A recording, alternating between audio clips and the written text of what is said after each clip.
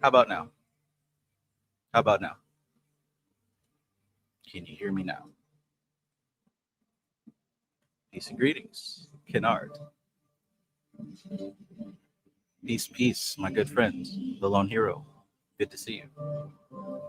Star Lion, peace, peace. WT in the building, peace and peace and peace. Rose of Flame, always good to see you. Peace, peace, my friend. Zero, the motherfucking hero. Peace and greetings. Michael Thomas, peace, peace. No Face Divination, peace, peace. Sweet Monster, peace and greetings. Cosmic, must Jesus bear the cross alone? Must Jesus bear it alone? And all the world go free? All right, so we're good. We're good. Welcome, everybody. As I was saying, hopefully you have felt the heavy load lift off your shoulders as Saturn stopped being retrograde and has now gone direct. And if you didn't feel that, then most certainly you felt the scrambling effects of Mercury retrograde come to an end. This should prove to be some very fruitful times in terms of creativity, in terms of getting back to those big plans you have for the future.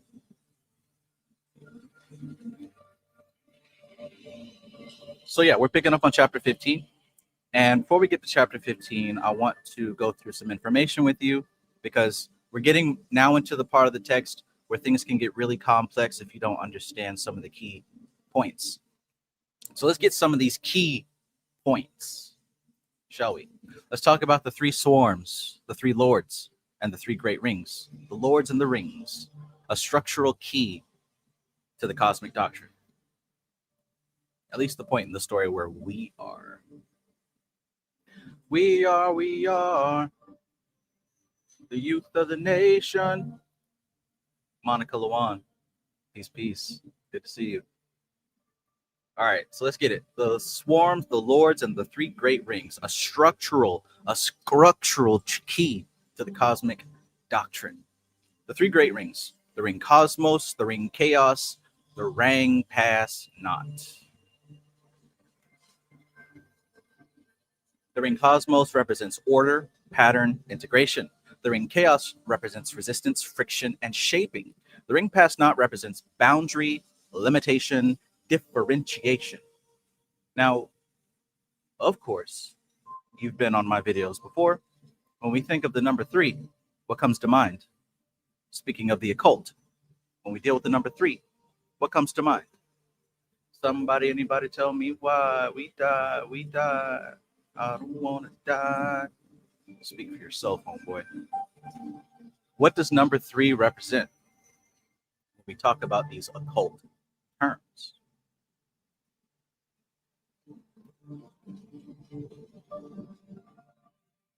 There we go. Michael Thomas says the 3 gunas. Zero says the 3 gunas. You already know. The chillin', the grown folk. You already know. The 3 gunas, Rajas, Sattva, and Tamas. Right? Now, why are these important to know? Somebody just give your opinion or your understanding as far as what's so important about these 3 gunas. Why is it important to bring these things up? Lady Justice says understanding. And I see where you're coming from. Absolutely. Peace, Lady Justice. Understanding, right? Big Mama. The springboard.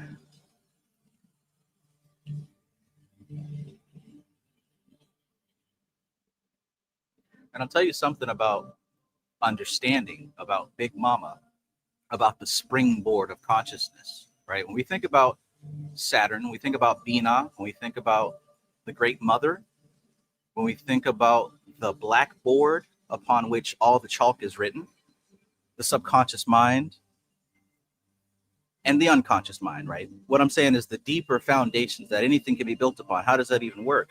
Well, this book deals extensively in images, right? This book is not something that you can take to a college classroom and speak about the actual factuals. This is training of the abstract perceptions, the abstract faculties, because the type of information we're really talking about is just beyond the reach of the human mind, just beyond the reach of human understanding. So we have to bypass logic to really grasp what's happening here. And the way that we do that is we go into the metaphorical, we go into the abstract, we go into a playful realm of the subjective to grasp the truth. So what this book is teaching us overall so far is that all of creation is the result of spirals, is the result of motion, circular motion. Everything from the beginning all the way to now. We can think about the rings that are created. We can think about these patterns. We can think about memory. We can think about habit. You can think about your daily life. Everything that you did today is something that you've done before many, many times. Circling, spiraling, looping. Everything is built off of a circle, a spiral, and a loop. So according to this book, what happens is that motion set forth does not ever stop. Doesn't ever stop. As I've said, I can drag my pen across the paper, and although my pen may stop, the motion of the ocean keeps on moving, keeps on flowing forever. So just think about the movements from the beginning of time that have never stopped. Nothing new under the sun. We don't create anything. You're either in alignment with one thing or you're in alignment with another. This reality is not founded on good or evil. It's found on resonance and dissonance and harmony. This is why these three are important, Rajas, Tamas, and Sattva, because to understand reality in a duality sense, right, good versus evil, light versus dark, to understand reality on that dualistic framework, you're going to miss a lot of things, and you're going to miscalculate a lot of things. You're going to miscategorize a lot of things. You're going to be confused, and you're going to have to keep repeating lessons in that spiral until you understand that there's a third option. Reality is tertiary. It's not dualistic. It's tertiary. That's why the three gunas are important to understand, because they're at the fundamental foundations of everything. Everything. So when we think about Bina being the springboard, the fountainhead, the blackboard that the chalk is written upon, what we're actually dealing with, and the reason I said subconscious mind and the unconscious mind, we're dealing with patterns that have been in motion since the beginning of time. And before that, we're talking about patterns that have collected and amassed and created even larger patterns upon patterns, so that it's almost like a nest of sorts for an egg to spring forth, right? In other words, Bina represents the entire potentiality of patterns that can exist. And from that potentiality manifests something. Doesn't come out of nothing. Comes out of that. The white chalk can only be seen because of the black chalkboard. And that's what these three gunas represents. That's what Bina represents. That's what the triple blackness of space represents. So to understand tomorrow, you've got to understand yesterday.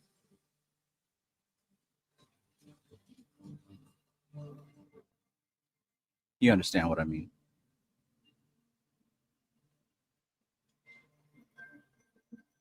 Michael Thomas says it's the foundation. Precisely. Zero says because there are three expressions of the same unique energy that is the experience. The three modes: exaltation, equilibrium, and dissolution. Precisely, my friend. Dr. Lakeith, peace, brother. Peace. Hope you're doing well. Right. Even Yod-He Vav-He is three. Right. Even Yod-He Vav-He is three. You see that H? You see that H doubling up? Rosa Flame says, out and about working, but much love to the Magus Society. Hope you've all had a good week. And same to you. All right, so just had to get that out the way because it's super important and it will always be the foundation of occult practice, whether or not the person you're listening to understands that. Hopefully they do. Let's get back to it.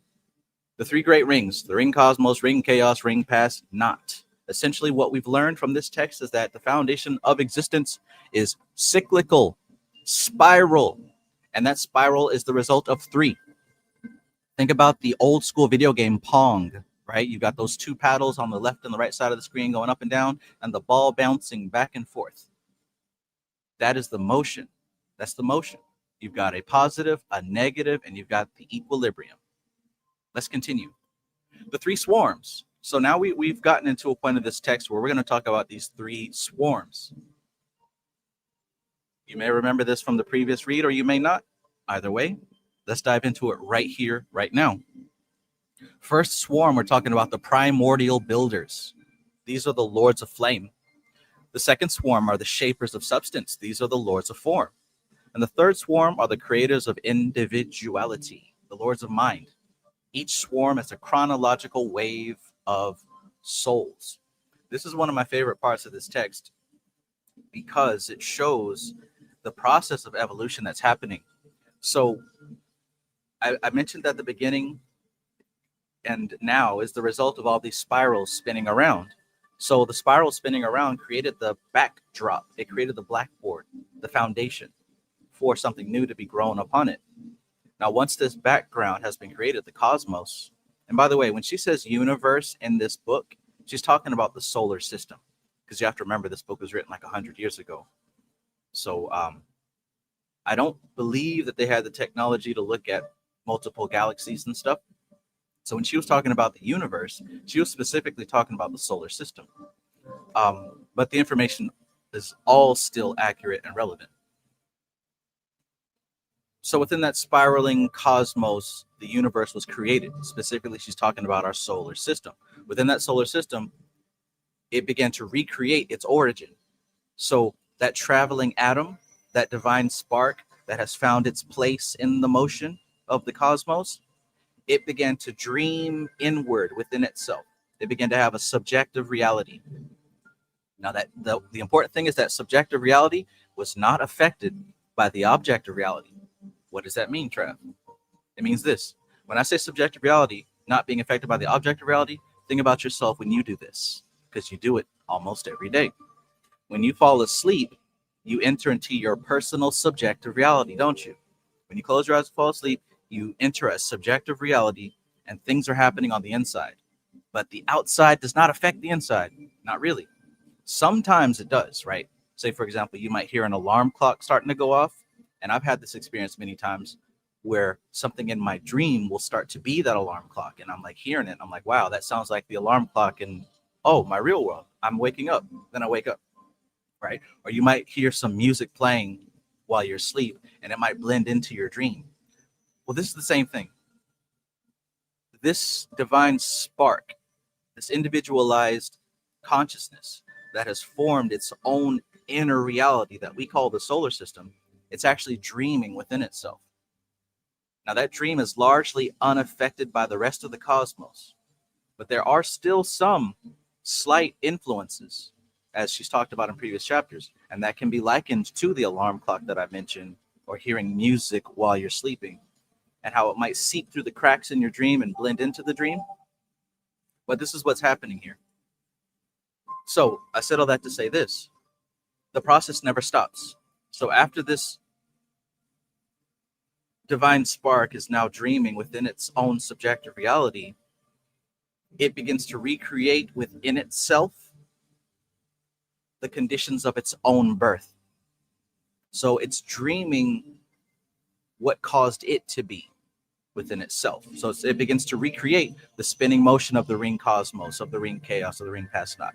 It begins to recreate the 7 zones and the 12 rays. It begins to recreate all of that within its own dream. So literally, our experience in the solar system is a dream of the sun. This experience in our solar system is an illusion. It's a recreation of what's actually real. Each and every one of us are figments of the sun's imagination. Each and every one of us are figments of the imagination of God, basically. Now, we're not the first ones to be here, and we're not the last. The way that this actually works is that there are waves of life that flow through. Waves of life that flow through each planet, and as it enters a planet, it begins to build a body out of that planet. And it begins to live life through those bodies, experiencing every possible thing that that life form can experience. And when it's done, it moves on.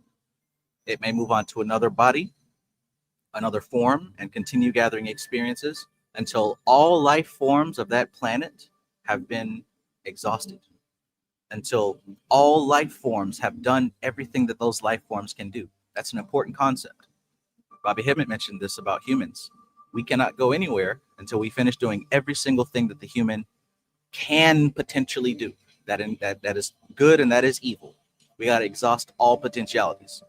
Only when all the life forms on the planet have done every single thing that those life forms can do, that's when the planetary consciousness pretty much reabsorbs that experience and it evolves. It's kind of like a video game where you have to keep collecting XP.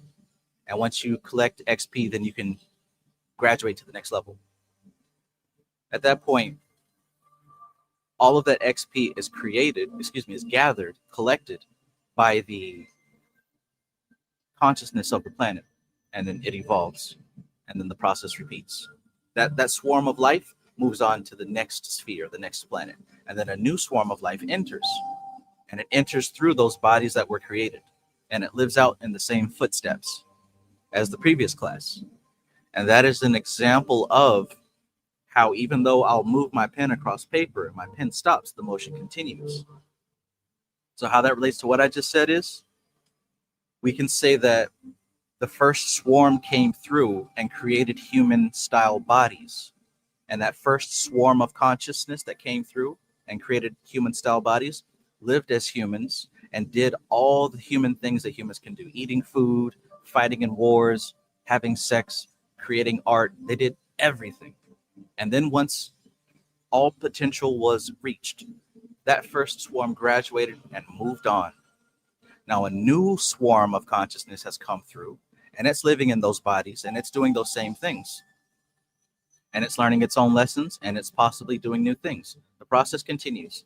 So what we're talking about here are the first three swarms. These are the lords of flame, lords of form, and the lords of mind. I know this is a lot, but you already know that. That's the nature of this beast here. It's a lot of information. Hence why we're doing these recaps. This is my attempt to help you to keep track of all this. Let me know if this is helpful.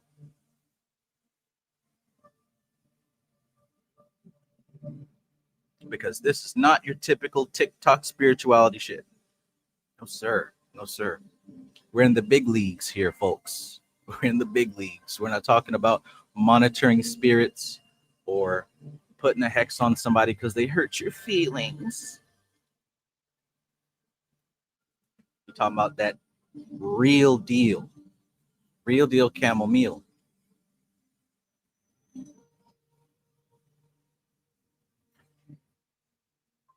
Let's continue. So the three swarms. The first swarm, primordial builders of flame. The second swarm, and by the way, the first swarm, you can see them as the archangels, right? Those first ones who came through, you can see that first swarm as archangels, because when they entered the scene, there was nothing but raw matter, raw data. There were no planets. There was nothing but the sun, right? Because the sun is dreaming itself into its dream. So of course it's going to recreate itself first.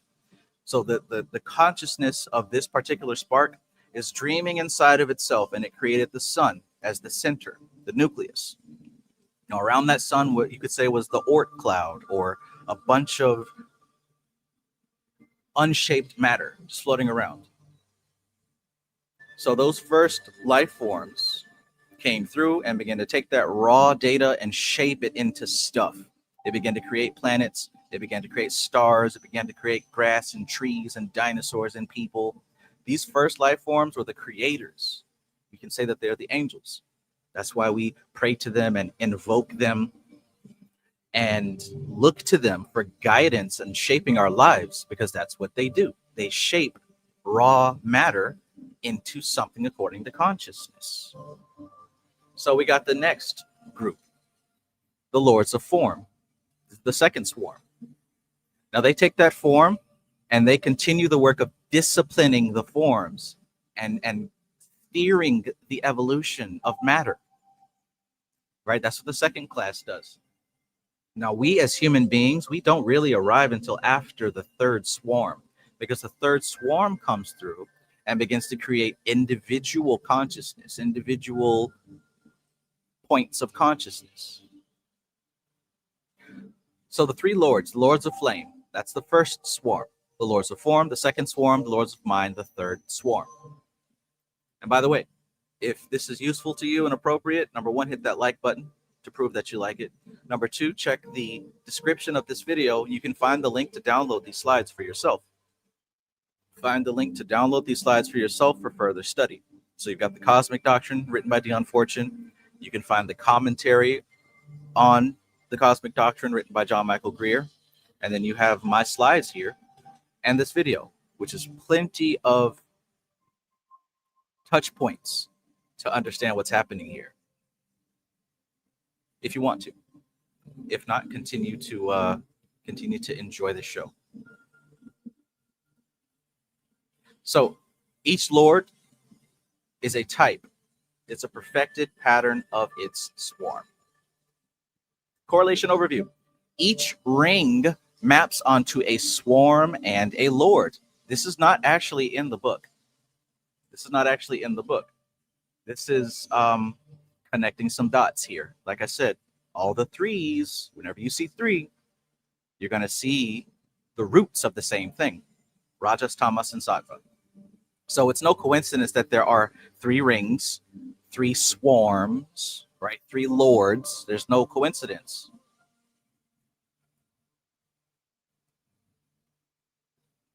No coincidence. So each ring maps onto a swarm and a lord. This triad equals the core architecture of the solar system's evolution. Like I said, this book was written like 100 years ago plus. So when she says the universe, she's actually talking about the solar system. Keep that in mind. She's not talking about the Sagittarius B and the Pleiades and wherever you starseed folks claim to be from. She's talking about this one in particular. So keep that in mind. Also keep that in mind when you look at Kabbalah and why the Kabbalah has the 7 planets that it does. All this makes sense. All of it.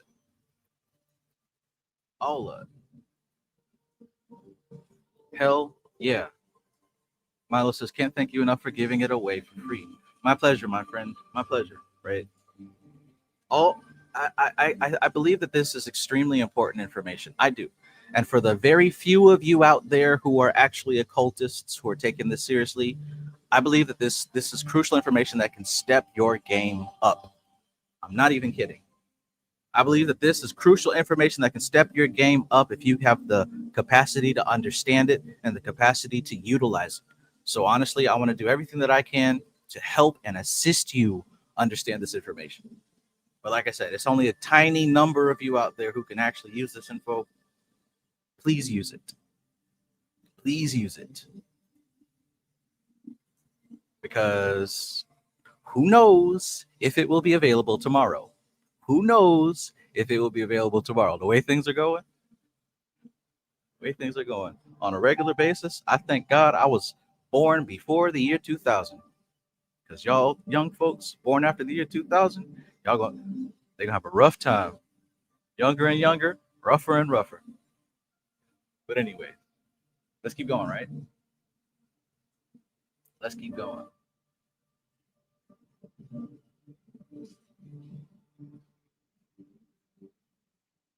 Hey, 7 grams, 5160. Peace, my friend. Peace. Good to see you.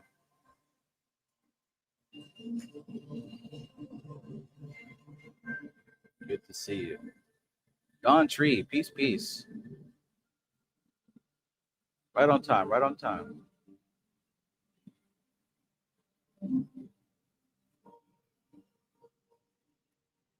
Okay, so each ring maps onto a swarm. This triad is the core architecture of the solar system's evolution.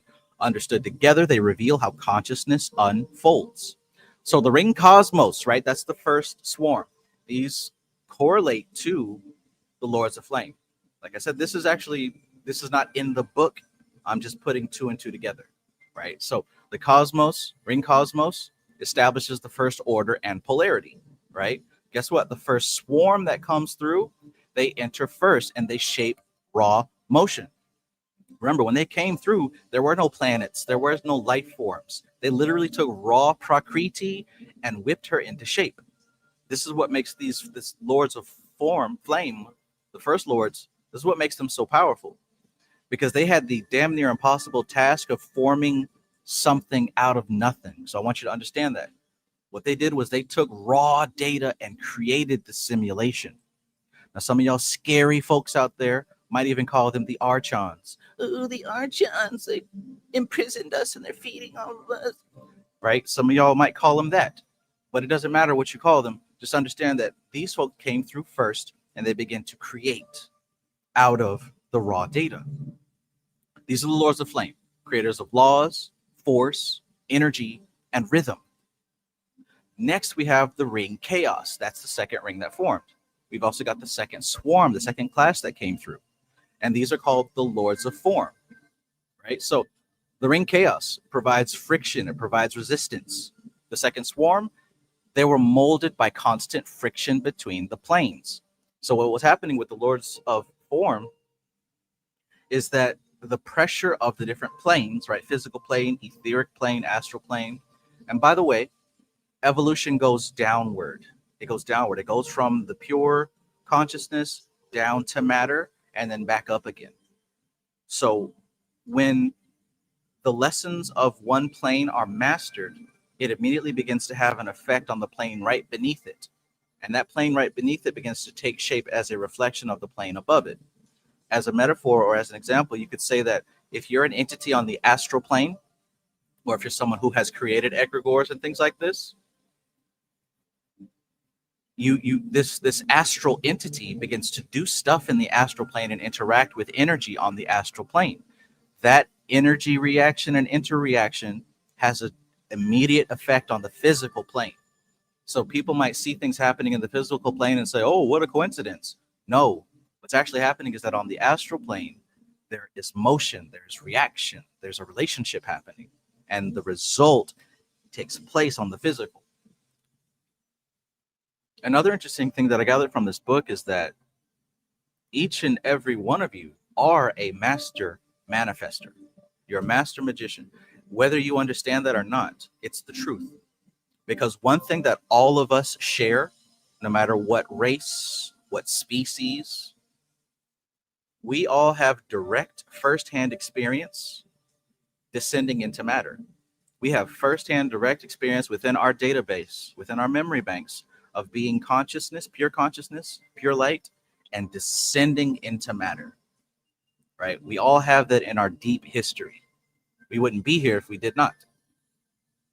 We all have had the experience of falling out of pure spirit into dense matter. Why is that important? Why does that make you a master manifester?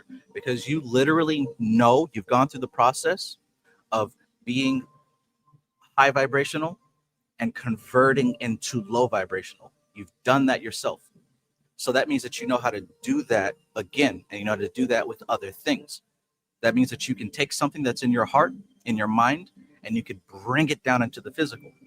This is why your life is an echo of all the things that you think and feel on a regular basis. You're a master at manifesting stuff. So stop pretending that you're not. Stop letting these folks tell you that you're not. And understand that no matter what book you read or how much meditation you've done, you are a master manifester, literally just by existing within this dream. Do with that information what you will. And guess what? That's free. That's free. I didn't even have to grift for that. Look, the fear retailers are snake oil salesmen. Just remember that. Just remember that. So I said that because, right, this second swarm, they are molded by the constant friction between the planes. They are the ones who begin to take that process of transmuting from one plane of existence to another and start making patterns out of that. And by the way, like I said, because all of us have in our database, in our memory, this process of descending from one plane to another, this is probably why all these origin stories include Lucifer falling from heaven or a war between angels and devils. All of our cultures have this origin story of the fall. It's not literal, guys.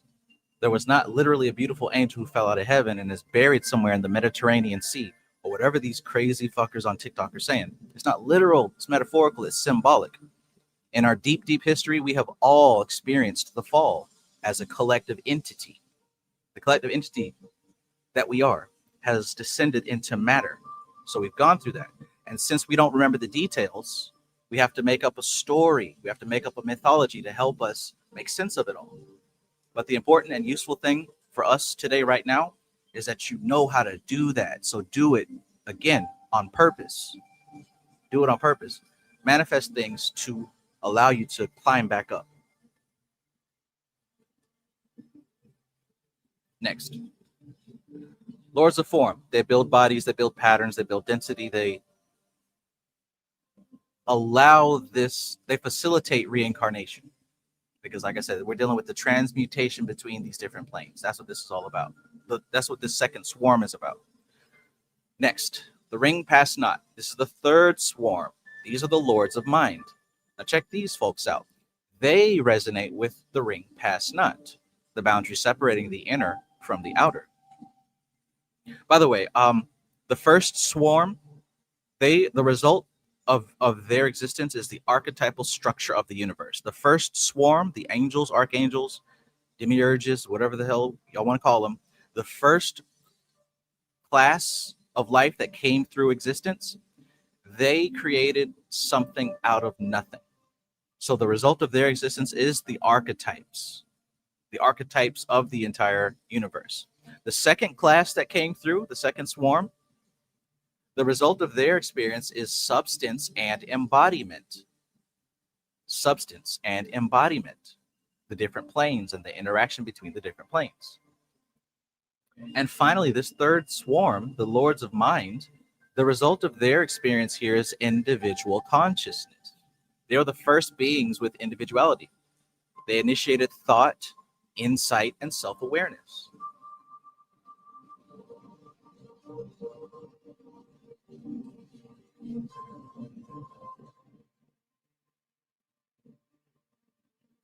Jamaica, peace. Coop TGS, peace and greetings, my friend. Wind God moves. Good evening, good evening.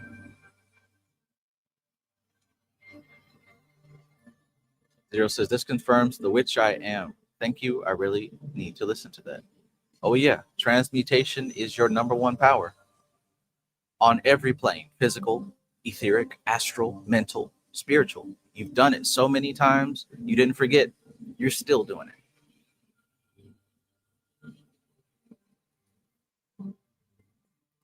Wraith 636. Peace. All right, so let's continue, y'all. Let's continue. You know the info is dense when the recap is 30 god doggone minutes.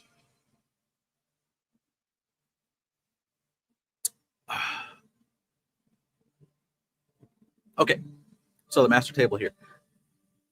The ring cosmos, we're dealing with it was the first swarm. These are the lords of flame, and they brought about the laws, force, and polarity. Ring chaos, we're talking about the second swarm. They brought about form, structure, bodies, embodiment. The ring pass not correlates with the third swarm, correlates with the lords of mind, correlates with individuality and thought.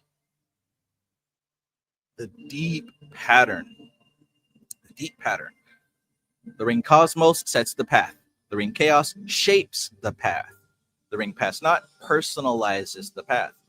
The lords of flame are the template. The lords of form are the vehicle. The lords of mind is the driver. Now, what does that make you think of?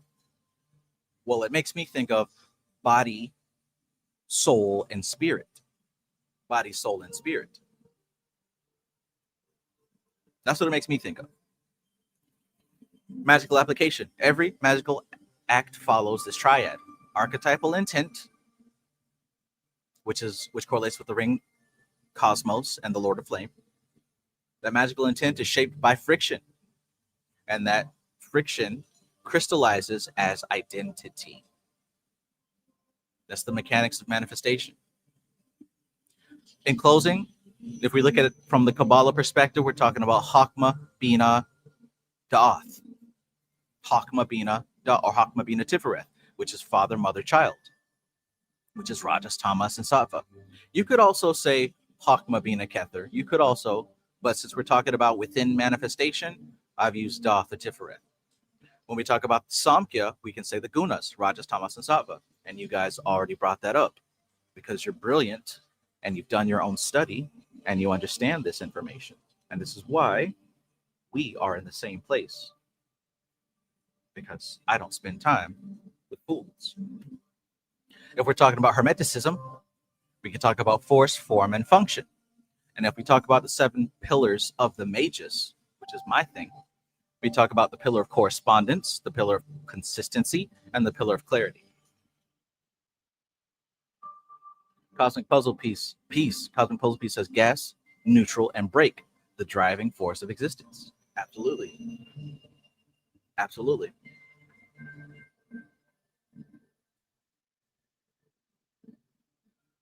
We in there. We are in there. All right. Fantastic. Fantastic. Okay, so I can go ahead and remove that.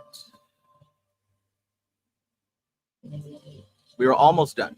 Almost. I want to go over this as well. The 3 primal orders of solar evolution. Those 3 lords are really important. So let's talk about them here. The lords of flame, form, and the mind, the 3 primal orders of solar evolution. Let's talk about the lords of flame real quick. The first swarm, lords of flame. The lords of flame stand as the perfected beings of the first swarm, the primordial architects who first descended into our solar system. They're shaped directly by the hand of the solar logos. These luminous entities embody purely objective consciousness at its earliest and most pristine stage, before form crystallized and before the mind awakened. Like I said, you can liken them to the archangels. Now, these being the architects of cosmic order, right? They laid the foundation. The lords of flame established the immutable cosmic laws that govern all existence. This is why I say that they could be seen as what we know of as the angels. If you study Kabbalah, you know that each of the Sephiroth is represented by a specific angel, archangel. That's what we're talking about here. Ashley B, peace and greetings. Peace and greetings. So the lords of flame established the immutable cosmic laws, and these beings channel logoidal impulses directly. They lay down the first patterns of motion that will echo through every subsequent phase of manifestation. So that's the first class. That's the lords of flame. The signature of flame: polarity, direction, order, force, pattern, rhythm. The evolutionary mission: to prepare all conditions, to channel divine impulse, to create the template, to implant capacities. So just making it clear here, these are the shapers of the archetypes. These are the architects. These are the ones who lay down the blueprint. This is why we look to these angels, these archangels, and these gods, because they were the first ones here. They shaped raw data into what we see it as now. This has nothing to do with whether you believe in the Bible. We're talking about the first entities that have already been through all this. The same way when you talk about ancestors, right? We're talking about cosmic ancestors. They done been here already, and they did it all.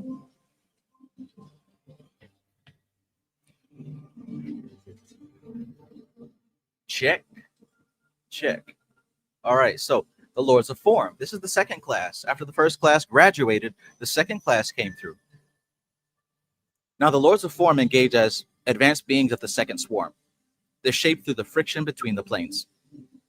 Beginning with a subjective dream-like consciousness, they stabilize only through long struggle, crystallizing the patterns laid by the flame into tangible structure and substance.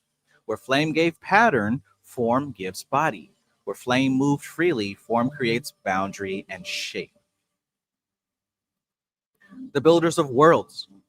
They have built bodies and vehicles. They construct the forms. We're talking the physical, the astral, the mental, right? So when we talk about these different planes, this is where that concept comes from. Because if possible, you want to get away from just using buzzwords because everyone else is. It helps so much to understand where these terms come from or what they're actually referencing. The fact that everyone has an astral body and a mental body and a soul and all these things, that's not just because somebody said it or because it's popular to say. What those words are pointing at are the structure of existence. Structure of existence. So the words can be interchangeable, but we're talking about specific points in your history, in your lineage, right? For a basic animal human, their history only goes back to human history. But for a cosmic being like myself, my history goes back to the beginning of existence. Now, I don't know where you fall in that picture, but if you are aware of your cosmic origin, that's why this information is important to understand. Because when this body dies, and it will, you're not going to take your culture with you. You're not going to take anything from humanity with you. You're going to be right back into this grand story of cosmic evolution. It's not about black shit. It's not about white shit, Mexican shit, the Middle Eastern shit. We're talking about something that is bigger than human. You know where you stand on that. I don't care. I'm here to talk about this. Let's continue.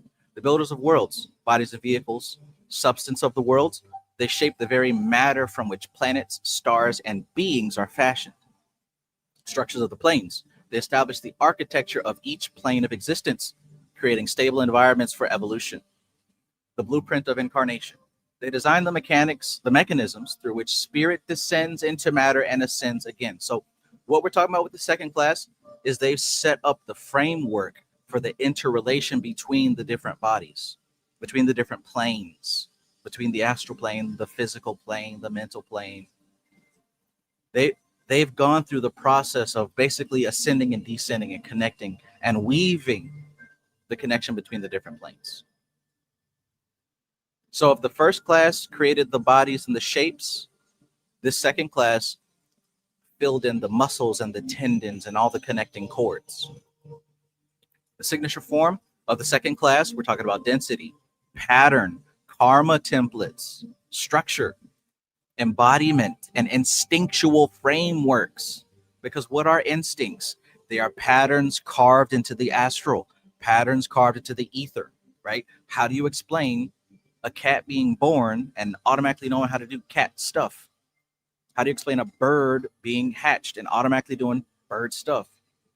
It's because these patterns are embedded into the astral plane. And as a result of that, a physical body is born and it has to follow those patterns. It's bound to those patterns. This is why I choose my language specifically. The human is an animal, and you do human animal stuff. All of us do human animal stuff, and we're bound and we're limited to our biology, to our hormones, right? To our hormones. Damn near everything a male human does is based off of the acquisition of sex. That's part of the animal nature of the human beast. That's why I made the distinction between a human entity and a cosmic entity. If you cannot think outside of your animal parameters, then how do you expect to operate beyond your animal parameters? It's bigger than hip hop. So the instinctual frameworks, we get that as a result of the second class. Next slide. Form's evolutionary purpose, the crystallization process. The laws of form take the ethereal patterns set by flame and crystallize them into denser reality. Remember what I said, it's because of them that you are a master at manifestation. You've already done this before. You've already fallen from heaven into earth, so you know how to transmute. You, listening to this, you know how to do it.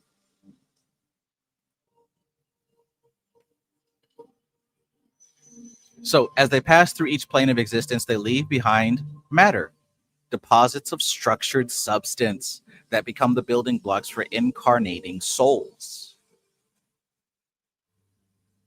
You follow? Is everybody following so far? Is anybody lost? Is anybody like, what the fuck is this person talking about? They provide the essential vehicles needed for spiritual evolution to occur within physical realms. They initiate what we know of as group souls Through rhythm and structure, they awaken collective consciousness in species and communities. Wonderful. And by the way, it also helps to know that these entities didn't do this out of the kindness of their heart. This is what they do. This is what they do because they exist. This is their part in the grand scheme, in the grand play. The cosmos is a living organism. It's a living organism. And to understand the purpose of the cosmos, it's extremely difficult for our animal human minds to comprehend. So like I said earlier in this live stream, we got to take it out of the literal and go into the abstract. And we have to think abstractly and subjectively. And we have to think in patterns, because this is a reality of patterns, not of logic. It's a reality of patterns. So you can understand what's happening if you start to grasp the patterns. The cosmos is a living organism, and it is keeping itself in harmony with itself. It's keeping itself at equilibrium. So that means that things are kind of swirling to and fro, right? Whether you believe that the earth is rotating around the sun or the sun is rotating above the earth, either way, something is rotating and spinning and spiraling. Now, space is not just an empty void. Space is this dream stuff inside of this great being that's dreaming us into existence. Now, that great being you can see as a gigantic sphere that we live inside of. And that gigantic sphere is kind of spinning and tilting within the great cosmos, which is like a disc that is waving to and fro. And this great being is kind of dancing on top of this disc, but it's harmonized. It's not chaotic. It has found stability. So as it rocks on the inside, we got the moon going through the sky and the sun going through the sky and the seasons rotating, and everything is happening in these spirals and these loops, because that's what the entire mechanism is doing. It's spinning and it's wobbling. So this cosmos is a living entity, and it's keeping itself in harmony. And it's keeping itself in harmony because what's inside it is moving, positive and negative, positive and negative. And it's keeping the harmony between the poles. So that whole process of everything attempting to keep its stability is what we know of as karma. It's karma. It's not your karma. It's karma itself. Karma belongs to matter. Matter is evolving and interacting and smashing and dissolving and combining and doing everything that it's doing as a result of that cosmic dance. The cosmic dance is here because the cosmos is keeping itself in harmony, stabilized. So what you're experiencing in life is a result of that process of harmony. It's nothing to do with whether you were a good person or a bad person. We make that story in our heads to make sense of this, because that's what a human animal would do. But existence is bigger than any of us individually. Golly, I can hear that the more I dive into this would sound much like the ramblings of a crazy person to someone who does not, who's not familiar with any of this content. Boy, I swear. I swear. Maybe I need to just go back to melanin. Or else.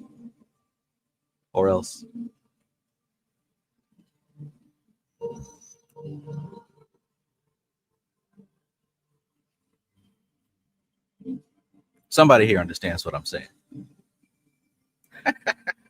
Maybe I need to just go back to talking about melanin and CMOS.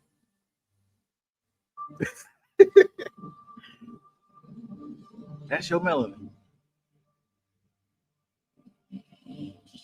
Lady Justice says Arthur M. Young's theory of process and his reflexive universe complements this very well.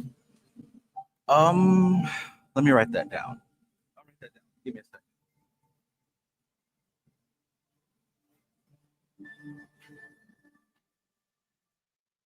Bing bong.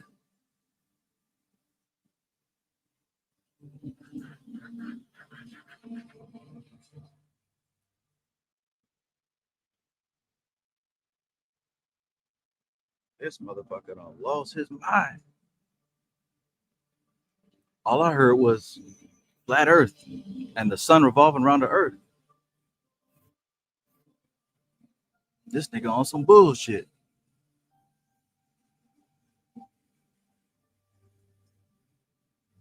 Arthur M. Young, Theory of Process.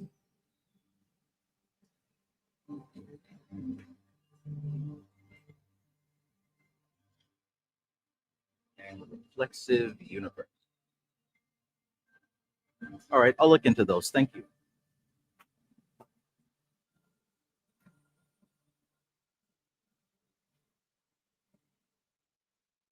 Travis Magus was taken by the reptilians and cloned. That's why he dresses different and is talking this crazy shit. He's cloned. They took his melanin. They took his melanin. Y'all, he's cloned. He's a clone. All right, so the Lords of Mind, the third swarm. The Lords of Mind represent the apex beings of the third swarm, the first entities to achieve true individuality. As masters of epigenesis, okay, as I read this, I want somebody to put the definition of epigenesis in the chat. We're going to talk about epigenesis. Somebody put the definition of epigenesis in the chat. Epigenesis. So, as masters of epigenesis, they wield the power of creative deviation, introducing novelty into the cosmos.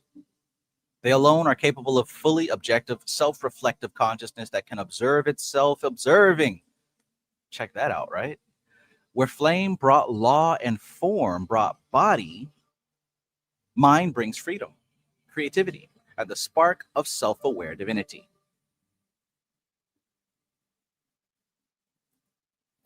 Awakeners of individuality. So we're talking about initiation, really. Initiation. The small pieces and parts of the puzzle are waking up to the bigger part. That's what evolution is. And that's what happens when you're introduced into a magical framework, right? Look around at everybody else. They're concerned with food, sex, politics, and entertainment. And that's perfectly fine and natural. That's perfectly fine and natural, because the human race is a race of breeding and working the land. That's it. The human race was created to breed and work the land. That's what we're here for. So to be introduced into a magical practice, into a spiritual practice, that is your soul initiating you, saying, all right, it's almost time for us to get up out of here. It's almost time for us to graduate to the next thing. Right? Humanity is not the end all be all. It's not the apex of evolution. That's what a human being would tell you, right? Oh, we're at the top of the food chain. Right. But you can't keep your stuff in your pants. The human being is here to breed and to work the land. To be introduced to a spiritual practice, that is your awakening into the larger aspects of reality so that you can train your spirit to move on to the next thing. Might not happen in this lifetime or the next, but you've already started the path. Just hearing these words that I'm talking about, just reading books like this and understanding concepts like this, you've already entered into that path of evolution. Good for you. You're on the way. If you know this info, you're 100% going to make it to the next level. So that being said, we can thank the Lords of Mind for that.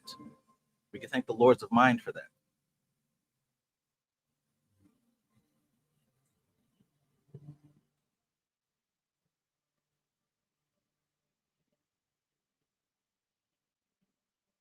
So they stimulate free will. They shape mental evolution. They transmit higher consciousness. Let's keep going. So I asked for the definition of epigenesis, right? Let's see if you guys gave me that. Cool. Zero says epigenesis is the concept that an organism develops from an undifferentiated structure, like a fertilized egg, through a series of gradual steps where the organism develops new parts and functions. Awesome. Awesome. So with that being said, can you see why I asked you to look that word up? Can you see how that connects to what I'm talking about?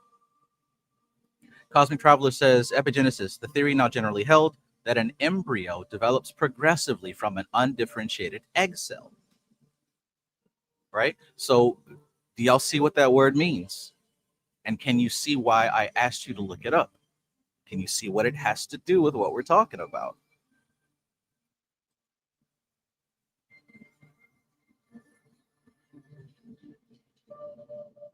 WT says the theory that an organism develops from an initially underpenetrated mass of cells through a process. Right. So that is what's happening on a cosmic level, right? On a cosmic level. That's the process that we're going through. You are becoming something incredible from something that was pretty much undifferentiated. A lump of clay is being shaped into a masterpiece.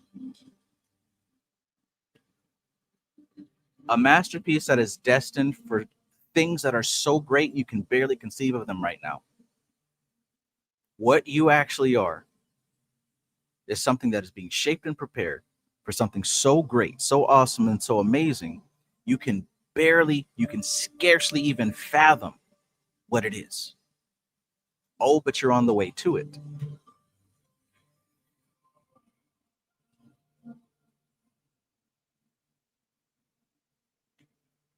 Here we go. Lady Justice says, but epigenetics is a better answer. The study of changes in organisms caused by modification of gene expression rather than alteration of the genetic code itself. Yes. So, the book, A Commentary on the Cosmic Doctrine, uses the example of seals, right? Trained seals and how they train them to perform tricks. Now, the book talks about how these seals are put in a facility, and there's a machine that gives them fish randomly. And what happens is that these seals, they attempt to correlate their behavior with the fish. In other words, they think that if they perform a certain kind of way, they get fish. So they start to try out different gestures, different tricks, and different things. And eventually they start to connect doing a certain trick with receiving a fish. So the behavior of these seals are being modified gently by giving them fish. You can't just walk into a room with a bunch of seals and tell them to perform tricks. That's not how it works. They have to be trained, and they're trained through tiny modifications, in this case, by giving them treats. Again, the same thing is happening in this cosmic evolution. The lords of mind and these external cosmic forces are gradually shaping you and nudging you towards evolution.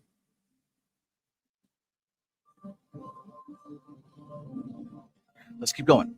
Almost done with this. So the structure of mind. We're talking about thought, the fundamental power of mental creation and conceptual understanding. Insight, the sudden flash of understanding that pierces through the illusion. Gnosis, direct spiritual knowing beyond ordinary cognition. Discrimination, the wisdom to distinguish truth from falsehood, real from unreal. Innovation, the power to deviate creatively from established patterns. Creativity, the ability to bring forth novelty and original expression.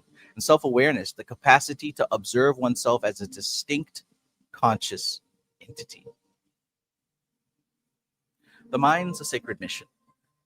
It's to trigger awakening. It's to embody the pass not, the ring pass not, which, by the way, correlates to sattva, harmony.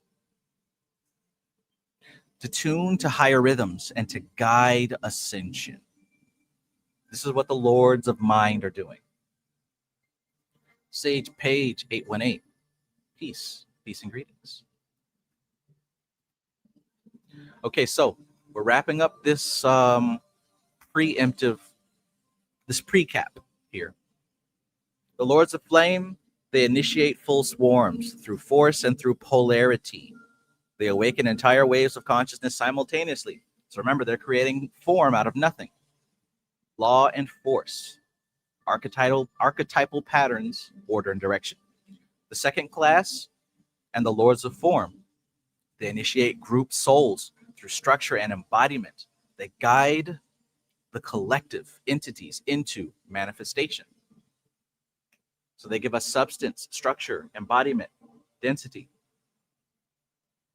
The lords of mind initiate individuals, and they do so through thought, through insight, creativity, and they kindle the flame of self-awareness in single beings, consciousness and freedom, individuality, creativity, and self-awareness.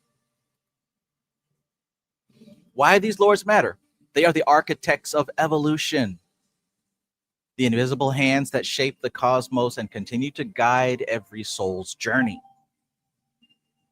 The Lords of Flame establishes the law and the archetypal pattern. The Lords of Form crystallize pattern into tangible structure. The Lords of Mind awaken self-awareness and creative freedom. These patterns exist inside every soul. All magical, psychological, and spiritual development mirrors their threefold movement. This is the core pattern of manifestation, the eternal rhythm through which the unmanifest becomes manifest, and consciousness descends into matter, only to rise again, transformed, and awakened.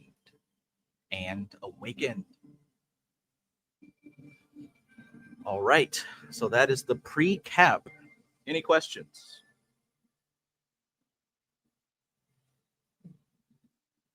Any questions before we dive in? Good. Great. Let's start. Let's get this party started.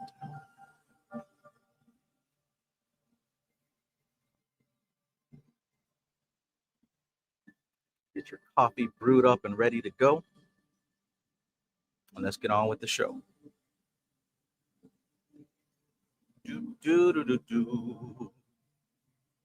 As I like to say, you're not going to get this at the dollar store. You ain't going to get this at Walmart. They do not serve this at Kentucky Fried Chicken.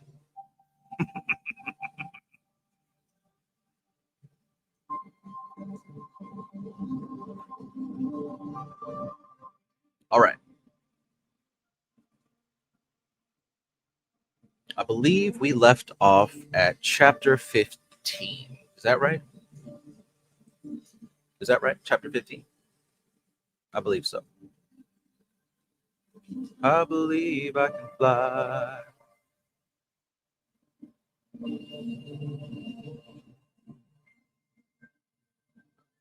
Out at every night and day. All right. Can you see that? Can you see that? Are we good?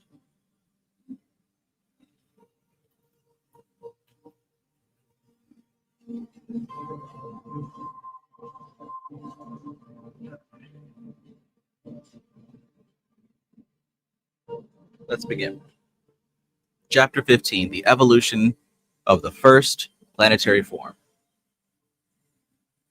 In the previous lecture, the evolution of the divine sparks was traced from the time wherein all those of the same type gathered themselves together and formed a group consciousness.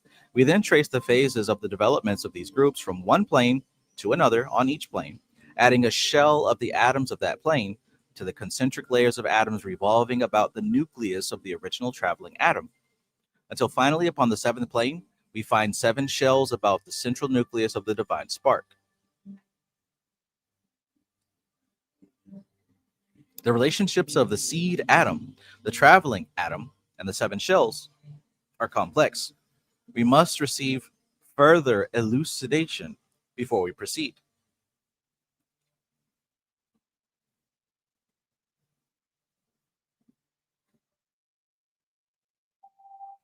The traveling atom is a projection, not of the logos, but of the cosmos. So remember that traveling atom, it was the first one to be moving around and bouncing around across every square inch of the cosmos. The traveling atom, remember that? That's important because the traveling atom is not from the logos. It's from the cosmos itself. You could see this as the spirit, not the soul, not the body, but that eternal aspect from beyond. From beyond. Lady Justice says, Hadith, a black dot. The one point that is everywhere and nowhere.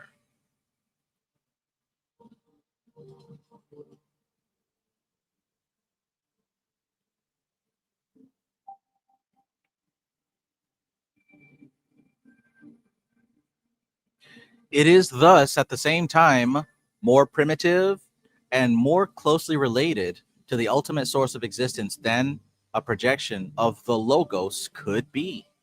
The Logos projects the general framework of forces and phases which condition the universe as a whole. Remember what I said about the universe? What did I say about the universe, right? This book was written 100 years ago. The Logos projects the general framework of forces and phases which condition the universe as a whole. The cosmic atoms, which have come under the influence of the Logos, project the innumerable units which the logoidal concept binds into an aggregate. The cosmic atoms are really younger brethren of the Logos, cosmic units themselves that have not reached the development which the Logos has reached, but are of the same type. Therefore, each atom of a logoidal universe is, for this reason, a potential divinity.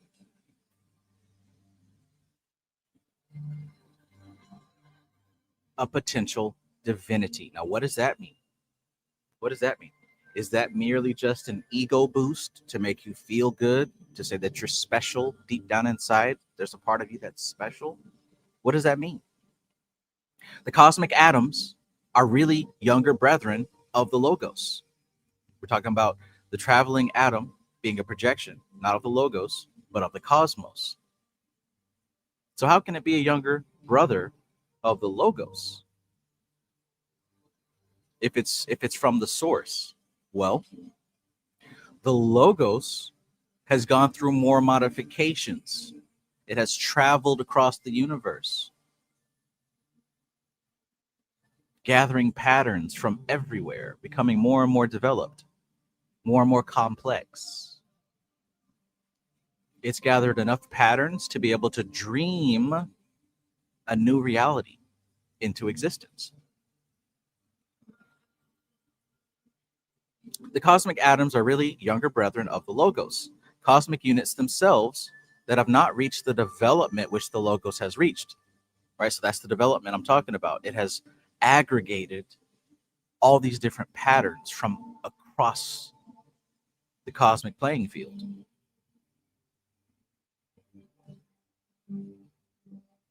But are of the same type. They're of the same type. Therefore, each atom of a logoidal universe is, for this reason, a potential divinity.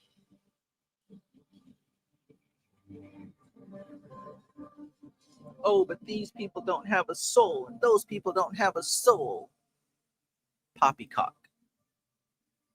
Poppycock.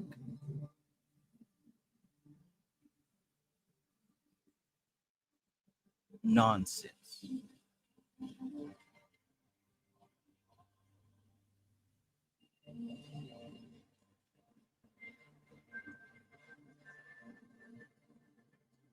Remember now that movement is the basis of all things. Movement is the basis of all things. Abstract movements, which are opposed, lock up force and render it static, fixed. So if movement is the basis of all things, being fixed might not be such a good idea, not for evolution's purposes. Abstract movements which are opposed, what's that mean? That means that one movement is meant with an opposing movement, right? The fight of good versus evil. It doesn't actually progress towards evolution. It actually locks the movement in place. Framestar Films, peace, peace, and greetings. The Slack Rebel says, why the AI fake thumbnail though? Because that's what your mama gets off to. Next question. Remember now, the movement is the basis of all things. Abstract movements which are opposed lock up force and render it static, render it fixed. It is these locked up forces which become form. A form is simply a force which is not free to move, right? A form is simply a force which is not free to move. Check.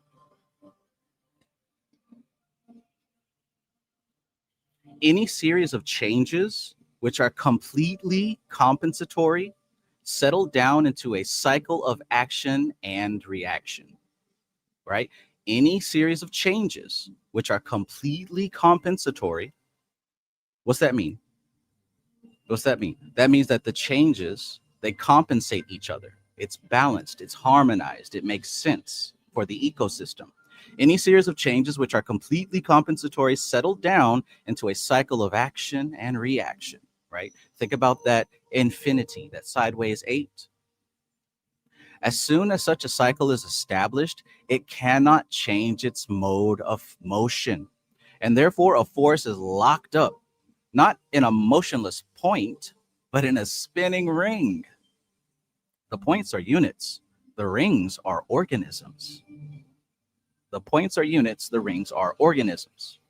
Either a unit or a ring, when once established, can move as a whole. And when this movement of an object takes place, there are two factors present: the object which moves and the movement it makes, right? Let's lock that in. I'll read it again. Either a unit or a ring, when once established. So when a unit is established or a ring is established, it can move as a whole. That's a big deal. And when this movement of an object takes place, there are two factors present. Remember, I used that metaphor of the pen swiping across the paper? My pen might stop, but the motion keeps going. She says the object which moves, that's one factor present, and the movement it makes, that's another factor. So the movement is as much of a factor as the object that moves. Think about that. Think about you, your life, the stuff that you do, the things that you initiate, the stuff that you do out of habit and compulsion. The motion keeps going. It keeps going.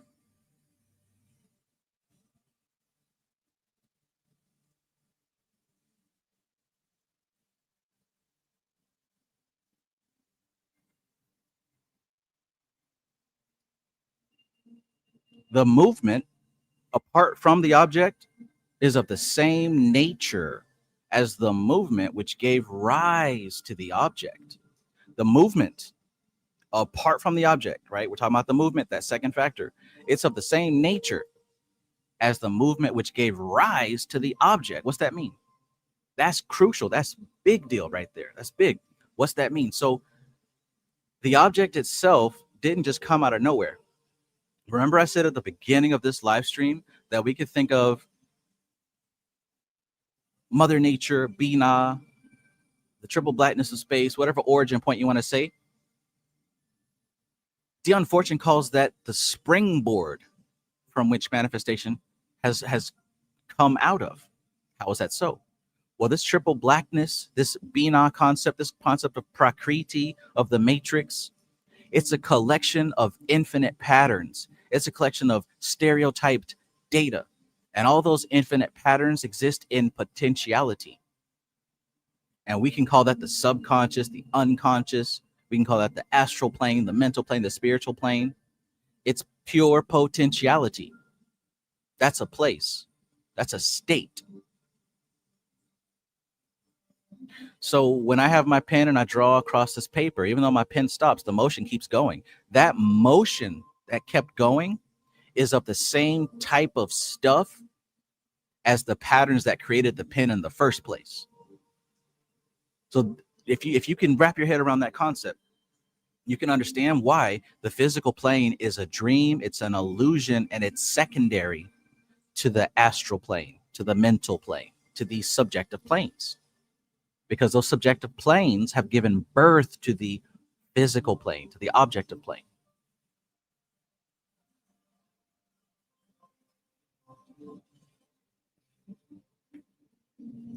Framestar Film says blueprint. Facts. Blueprints. Lady Justice says movement reflects form. Boom. The third dimension is a shadow of the fourth dimension. Now you see what that means. If you watch these videos that attempt to depict the fourth and fifth dimension, you'll see why. Kind of like how a 3D sphere, if you shine a light on it, The shadow of that 3D sphere will be a 2D circle, right? If you see that in your mind's eye, you see a sphere, and you put that sphere in front of a light, the shadow is just going to be a circle.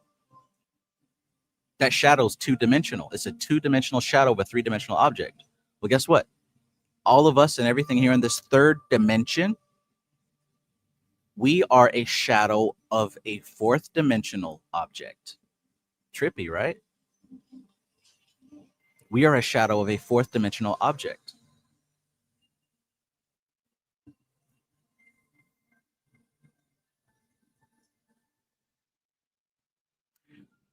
So whenever you get an uncoordinated movement, such as the tangential movement of atoms before they are coordinated, there is permanency of rhythms. And therefore, no form is created. But as soon as compensatory coordination is established, forms of abstract movement are built. Whenever you get an uncoordinated movement, such as the tangential movement of atoms before they are coordinated, there's a permanency of rhythm, and therefore no form is created. So before coordination, these tangential movements are just spinning and bouncing across the cosmos, right? Permanently locked in that rhythm. Now, since they are locked in that rhythm, going everywhere, randomly, chaotically, there's no form created. There's no frequency. It's just movement. Now, as soon as that movement finds some sort of compensation, some type of equilibrium, some type of harmony, some type of sattva, once it does that, but as soon as compensatory coordination is established, forms of abstract movement are built. Now it starts to create a form in the abstract plane. This principle applies to many considerations and is therefore elaborated here in order that it may be available for future reference. And when the abstract archetypes of anything are referred to, you will know that it is this replica of a rhythm that is impacted on another plane as a vibration, which is referred to. This is the key to the nature of memory. What memory is all about.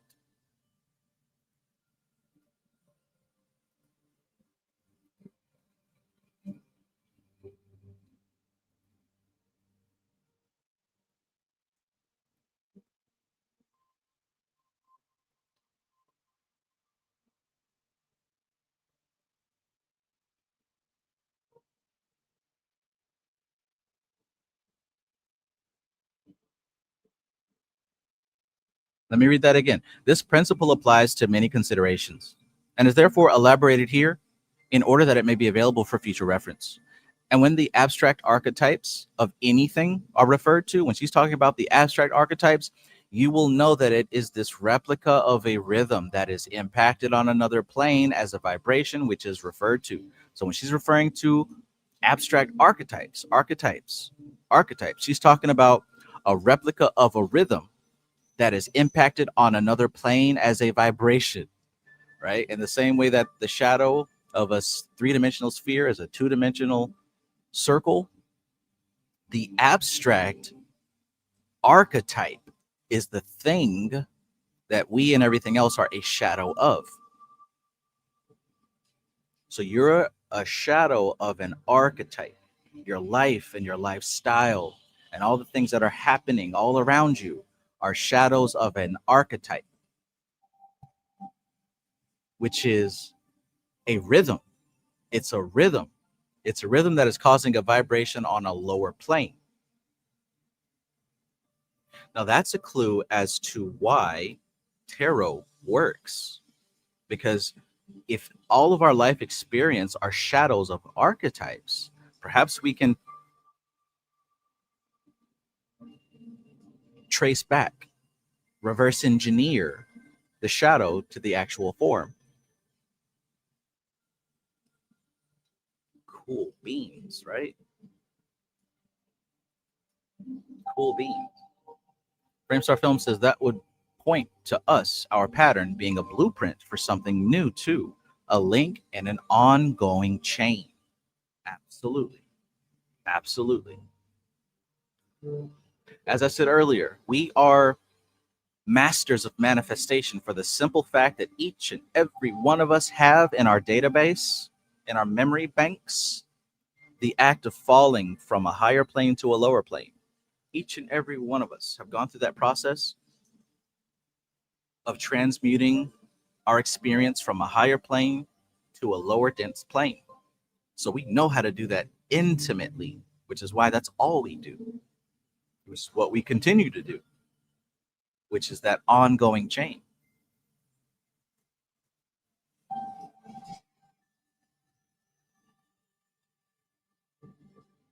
Many of us did not realize that we are masters of creating egregores and servitors and spirits.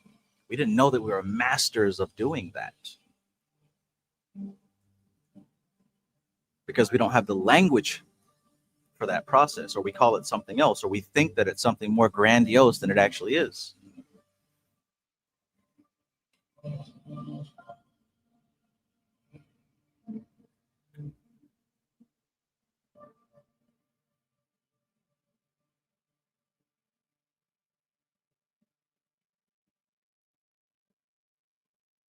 Lady Justice says water was the first mirror.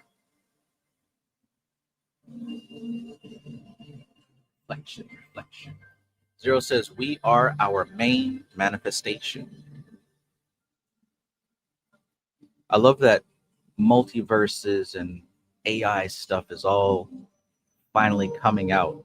It's like a fixated point of attention for us as a collective right now.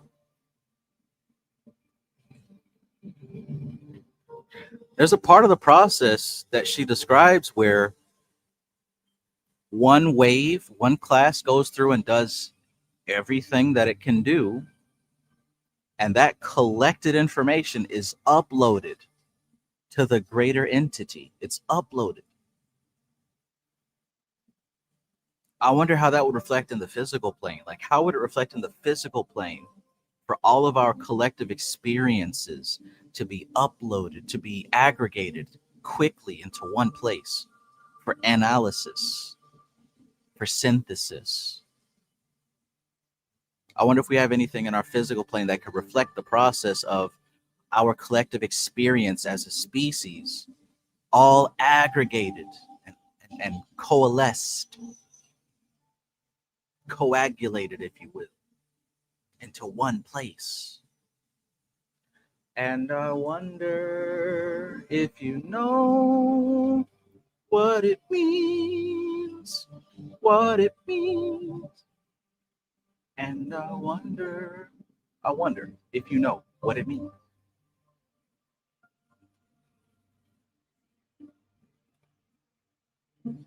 Cosmic Puzzle Piece says, when the fool falls off the cliff, would you say it turns into the world card floating in midair?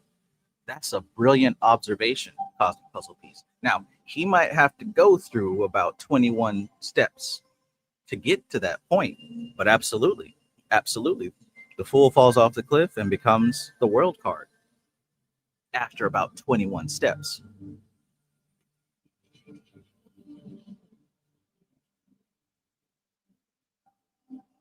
Or 20 steps, if my math serves correct. You get what I'm saying. But yeah, you're absolutely right.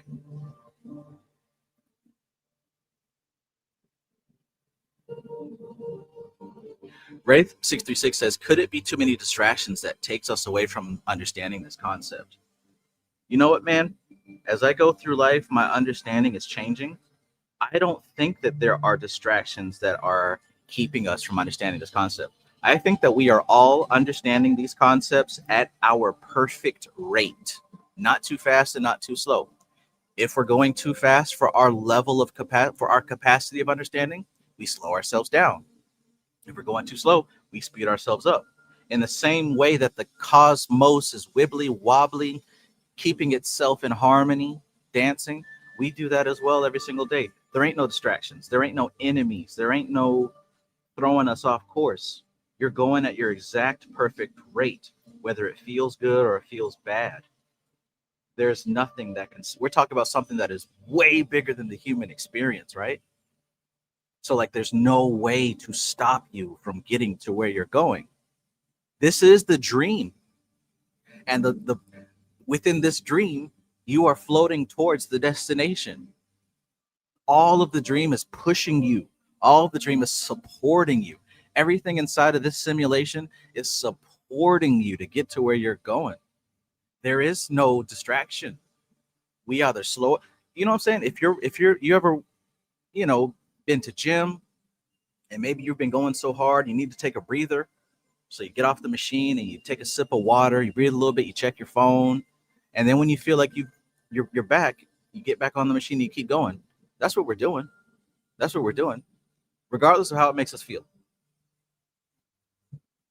That's how I'm seeing it right now.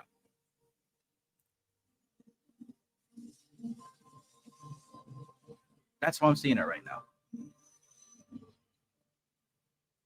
And I wonder if you know what it means.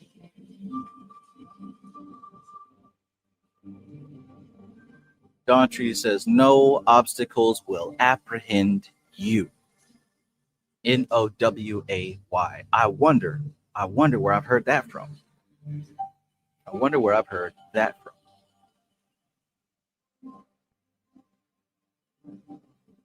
Zero says, we are always doing the work even when we think we aren't, but there are always room to improve perception. Facts. And that's all that this is. All that we're doing is reshaping our faculty of perception. And in that reshaping, we're becoming able to hold more of the truth. We're expanding our capacity to hold the truth. If you don't have the capacity to hold the truth, you can only hold the amount of truth you can hold, right? And I'm finding that this is helping me out of the habit of looking down on people who may not understand what I understand.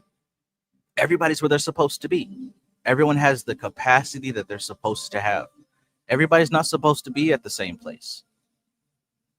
And the more that we can be, what's the word for it? The more that we can be at peace with ourselves where we are, the more harmonious our process will be. It's about keeping harmony. Don't worry about nobody else. Don't worry about competition or, oh, they're ahead of me or none of that shit.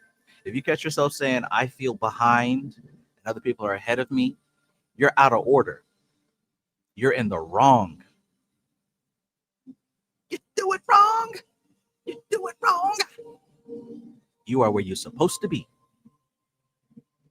Otherwise, you wouldn't be there.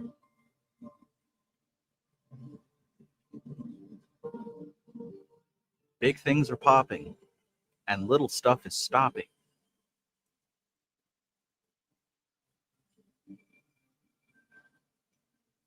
Lady Justice says, can't all be juggernauts. And we don't need a bunch of juggernauts. It's a quota. It's a status quo, right? Just like football. I don't know about sports ball. I don't know all the positions, but I'm pretty sure you can only have one quarterback, right? A certain number of linemen, certain number of rear end tackle or whatever you call it. Everything in a certain balance, harmony. It's about the bigger picture. Let's continue.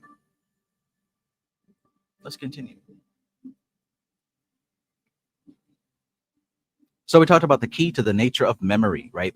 This is really cool, right? We talked about this.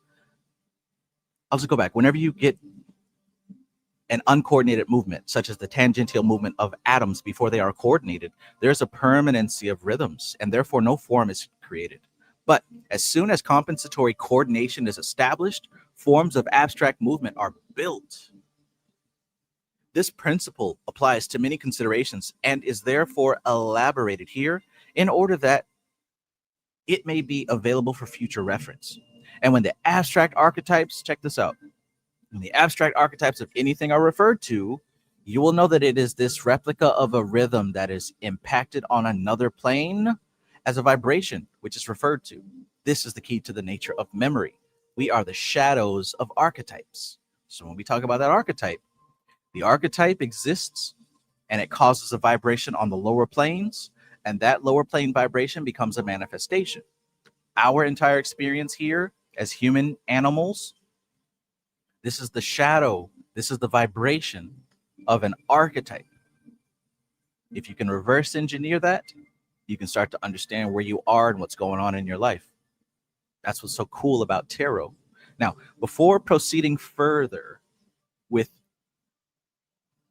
the study of the evolution of the divine sparks, we will refer to the evolution of the archetypes of the globes or satellites whose origin has been described.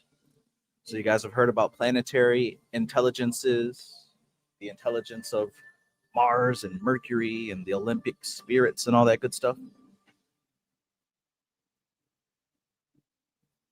Fat Tony in the building. Peace and greetings. Peace and greetings, my friend. Now the party can start. It's official. Lady Justice says reflection is a memory. Reflection is a memory. Water is the first mirror.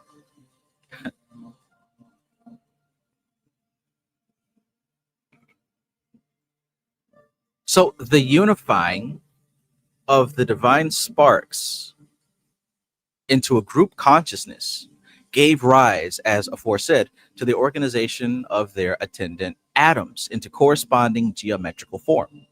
After the dispersal of the atoms, the archetypal form remains. Because remember, there's two factors that we're talking about here, the object and the motion of that object. They both exist independently.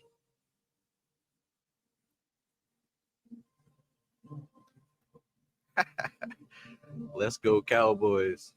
Sorry, the human kicked in when he mentioned football. Sports ball.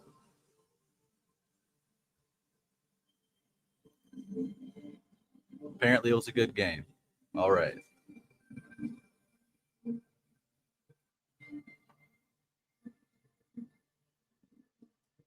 After the dispersal of the atoms, the archetypal form remains, according to the law above described. This form is a miniature reflection of the logos under that aspect in which it is presented to its universe. That is to say, a system of stresses. This is a big concept when it comes to Dion Fortune's work. She talks about these systems of stresses, as Framestar Films said, blueprint of sorts. When she talks about the system of stresses, we're talking about these abstract, these subjective patterns, these archetypes, these blueprints that exist. And from those blueprints, we get a physical manifestation. The example that I've used over the years is, you can say, an iPhone, right? Steve Jobs or the Apple company, they created this iPhone. They've got the blueprints somewhere in their database, in their computer. They've got the designs for it, how it's going to look, what's going to do, all the specs on a computer somewhere in a form of a blueprint. Now they take that blueprint and what do they do with it? They mass produce a bunch of it in the physical plane. So I got an iPhone, you got an iPhone, he got an iPhone, she got an iPhone, everybody got an iPhone. Now that iPhone, mine is different from yours because I got different apps on it, different storage, different stuff. Yours has different stuff. Mine is different and yours is different, but it doesn't affect the blueprint. The blueprint exists in an abstract plane. It exists in an abstract plane, but the manifestation of it, right? I have one, you have one, and they're all different. So you see how that works? When we talk about the system of stresses, the matrix, we talk about the subjective plane, spiritual plane. The system of stresses represents the blueprint, whereas the manifest dimension represents my iPhone, your iPhone. Check.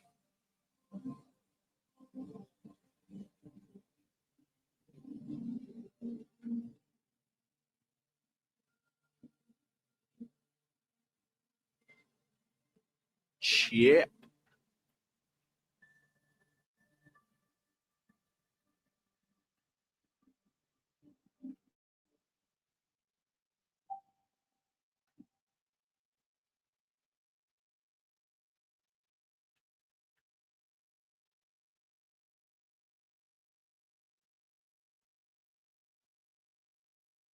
Under.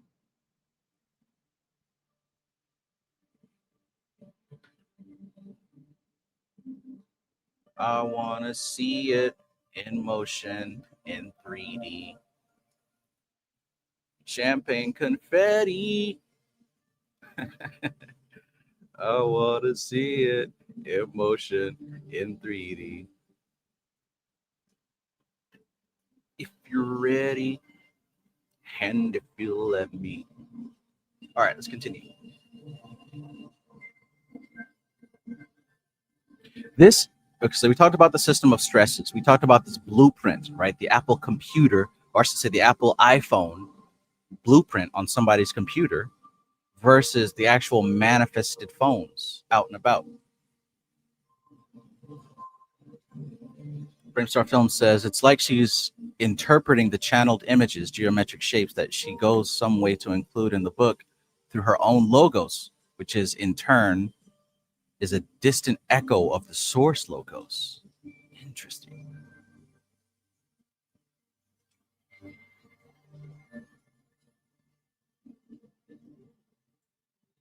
Interesting.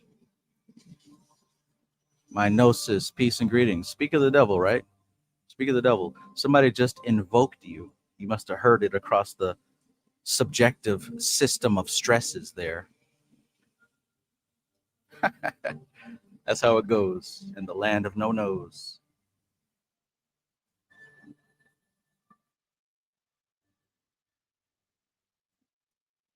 System of stresses. This system of stresses organizes the atoms of the plane of which it is into its framework. All right, the system of stresses, the blueprint, it organizes the atoms of the plane of which it is into its framework. And this equips itself with a definite form. You can think about that, right? Just like I said, the blueprint of the iPhone, it doesn't exist in the physical plane. That blueprint exists on the digital plane, or whatever we're going to call that pocket universe. The blueprint of the iPhone exists on the digital plane. So to create it in the physical world, we literally have to grab physical plane material, physical plane matter, and we have to press it and mold it and shape it into a replica of that blueprint. So keep that in mind. We actually create an iPhone out of planet Earth materials, but the blueprint is in the digital plane. So look at this. This system of stresses organizes the atoms of the plane of which it is into its framework. That's the projection. And this equips itself with a definite form. And remember what she said in the beginning. This book is intended to do what? To train the mind, not to inform it. This is why I'm stressing the visuals of the process here, because you want to be able to visualize the process of what's happening. The mechanics at play. Rosa Flame says blueprint Hakma in Absoluth is blue. Interesting.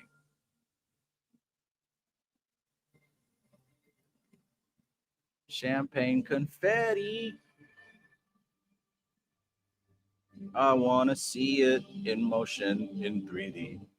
What was Justin Timberlake talking about in that song, by the way? What is that he wanted to see in motion in 3D?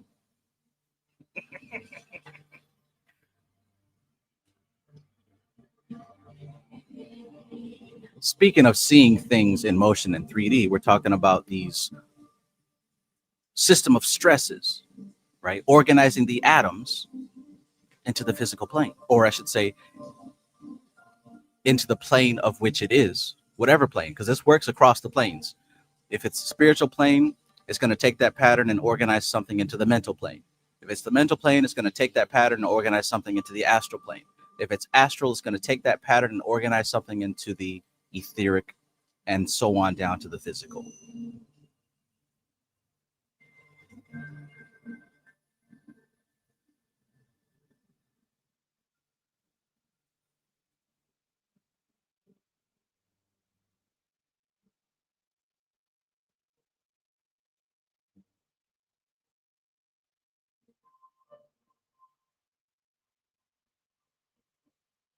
So, and this equips itself with a definite form. There will then exist, in addition to the evolutionary swarm of divine sparks, a planetary spirit. In an earlier edition, she called this a planetary being, right? But to kind of be able to go along with other occult works in this family, they changed it to planetary spirit. So there will exist, in addition to the evolutionary swarm of divine sparks, a planetary spirit with a spherical body built up on a framework of stresses. There's that blueprint again. And this planetary spirit will be profoundly imbued with the type of activity and organization that was the characteristic of the swarm of the divine sparks during that phase of this evolution when they occupied its sphere.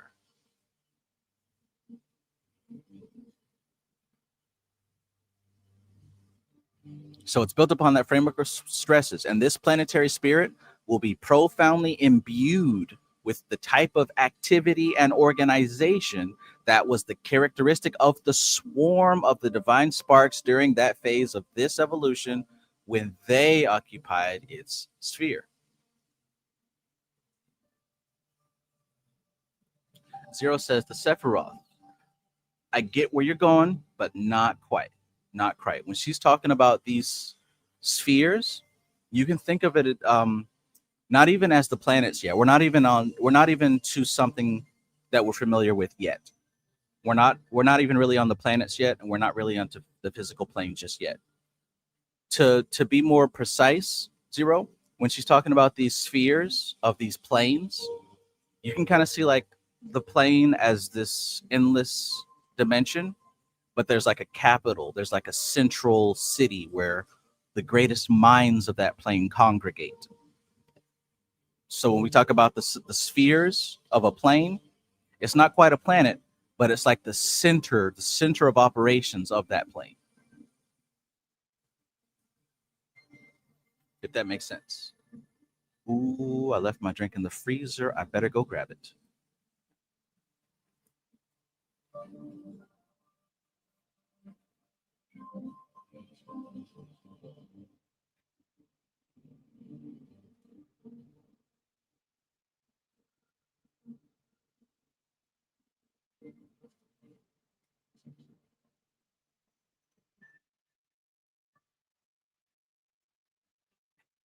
I want to see it in motion in 3D.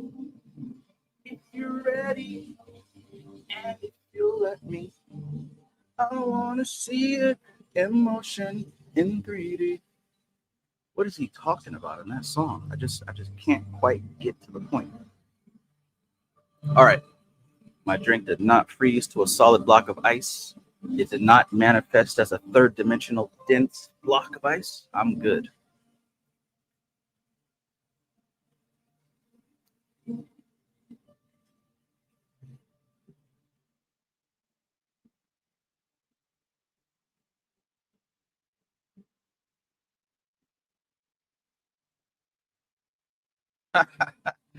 Now, Josh Ram says, Trev, you just saved the drink my girl put in our freezer. Boom. Boom. Love how it all connects. Love how it connects. And I've got some awful news. I was so looking forward to my bacon scented essential oil. It was supposed to have arrived, but it has been delayed due to the holiday of Thanksgiving. So, no bacon scented essential oil for me. I was looking forward to it.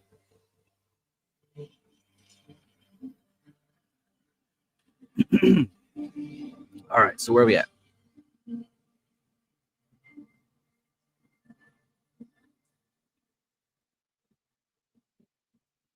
Y'all.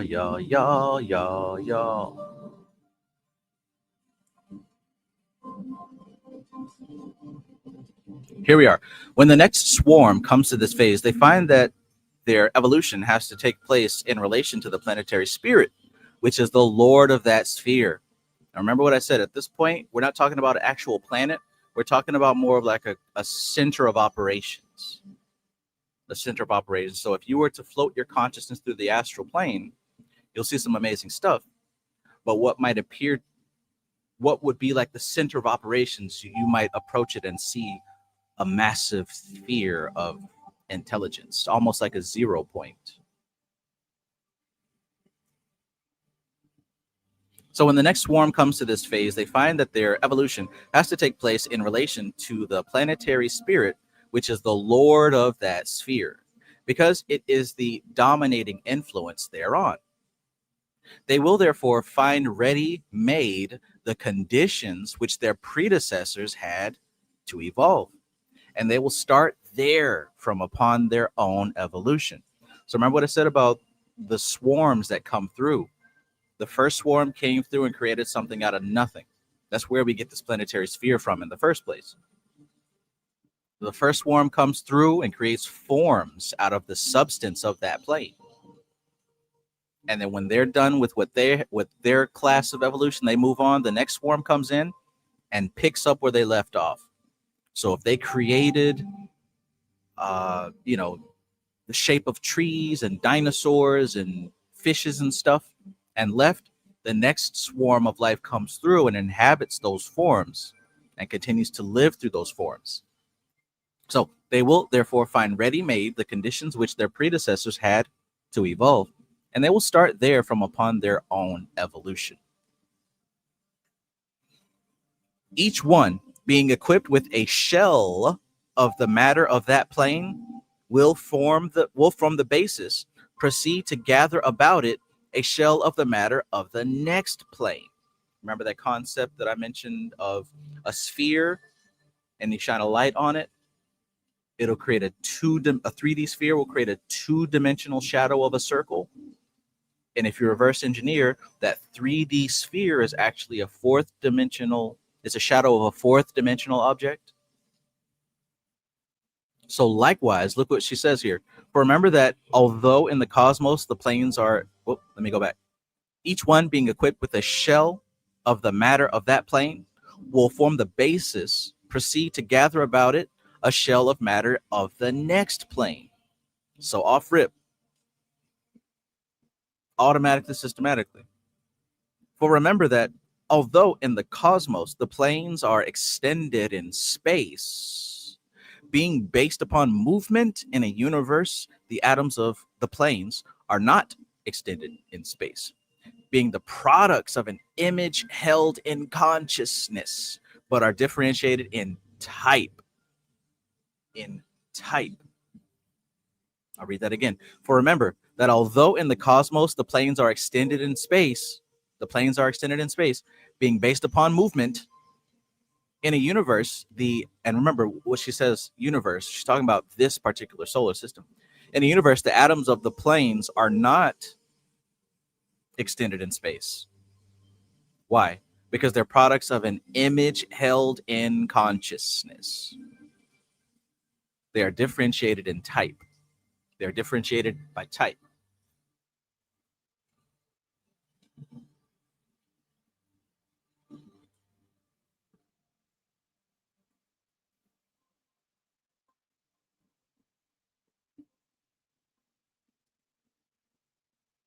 So in the physical plane, things must undergo the effects of time and space, don't they? But that's the objective reality. And the objective reality that you sense with your 5 senses, with your hands and your eyes and your nose and all that, everything here is subject to the influence of time and space. But the products of your subjective reality, what's inside of your mind, those things are not subject to the influence of time and space, are they? You've had a dream that you've held on for years, and you can dream of a house and all the rooms and all the stuff that you want inside that house. You could dream of your dream car. You could dream of all sorts of things, but they don't take up any space, do they? And they don't melt with time because it's held inside of your subjective reality. So those are 2 different planes subject to different laws.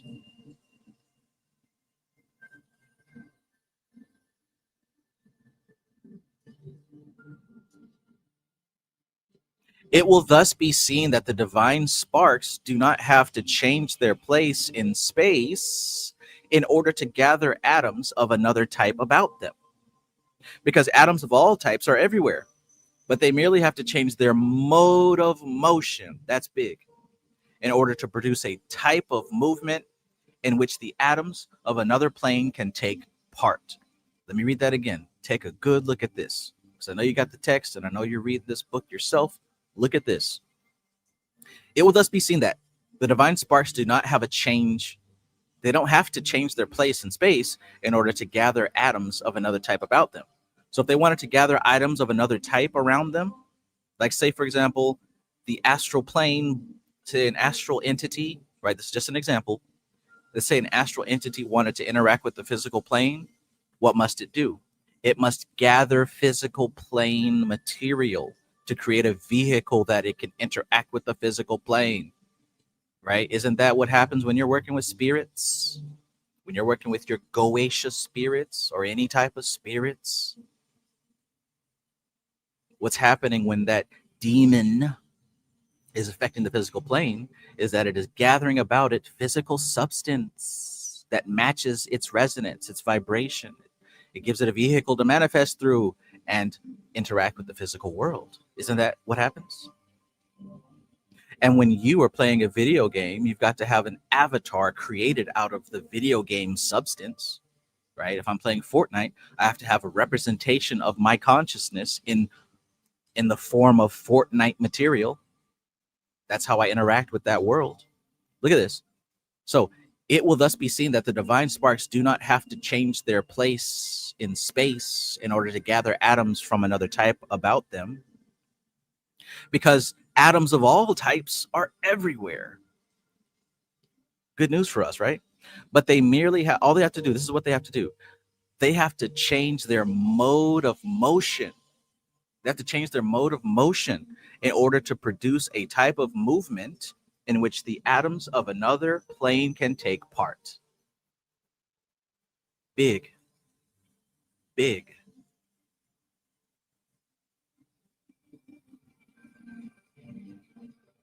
But don't take my word for it. Framestar says, learned behavior through repetition of form on an atomic level, but with the imagination to take a different hybrid shape, relatable, applicable to shadow work in a way.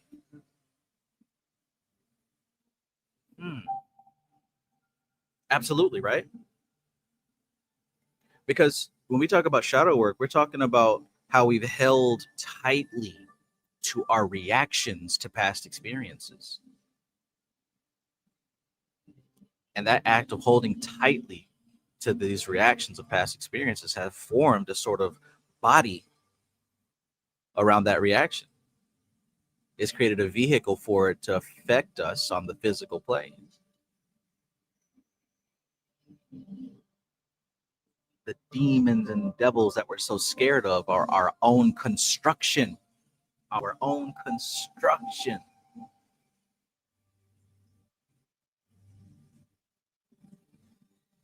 Look at that.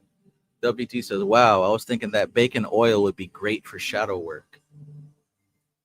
Man. That's a recurring pattern that I keep seeing. Perhaps that's what that oil will be used for. Ace in the place. Welcome. Welcome. Hope you're having a good evening. Peace to you.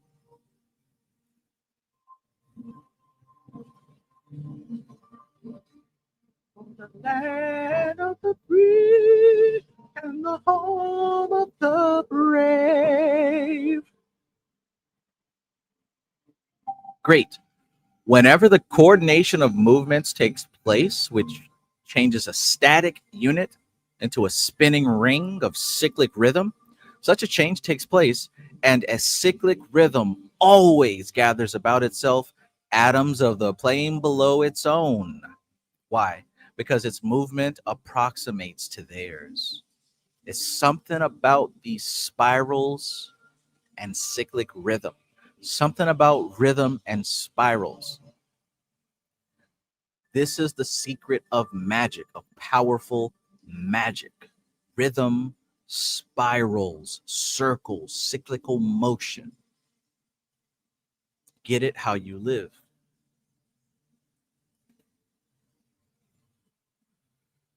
You got to understand the significance of repetition, of pattern, and understanding that you indeed hold the key. You're a natural at this. You wouldn't even exist if you were not. You wouldn't even exist if you were not a natural expert at manifestation. Oh, but my life sucks. You're manifesting a sucky life. That's the extent of your amazing power. Now all you got to do is jump onto a different cyclical pattern. It's easy. Just switch the cycle, replace it, swap it out, do something different. Identify the machine, identify the mechanism, input, process, output, right? It goes in, you process it, then you get the output. Change one of them parts of the algorithm. You don't understand my situation. I don't have to. Nobody's situation is that special and unique that the fundamental basis of reality does not apply. It's elementary, my dear Watson.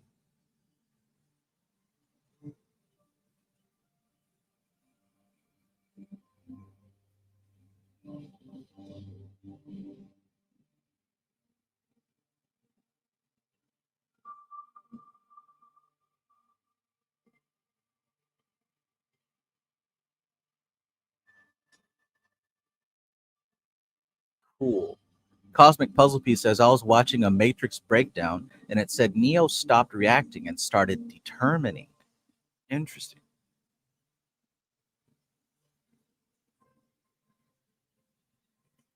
Zero says, rhythm, spirals, and cyclical motion. Read patterns and reshape the pixels. Absolutely.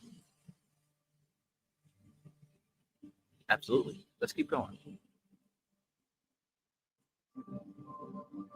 Cyclic rhythm always gathers about itself atoms of the plane below its own because its movement approximates to theirs.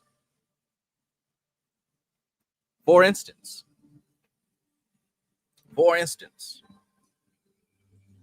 as soon as a prime atom moves along a tangential path, it becomes a tangential atom. But supposing an organization of prime atoms moved along a tangential path, they would form a tangential molecule. And being larger than tangential atoms would form a center of attraction for those atoms and would collect a shell of attracted atoms about them. That is how all shells are built. Remember what she said previously, man. That was so much. She said, it will thus be seen that the divine sparks do not have to change their place in space in order to gather atoms of another type about them, because atoms of all types are everywhere, but they merely have to change their mode of motion in order to produce a type of movement in which the atoms of another plane can take part. If nothing else, take that line and really think about it all week long, because you will find an answer to whatever you're looking for. I'm telling you.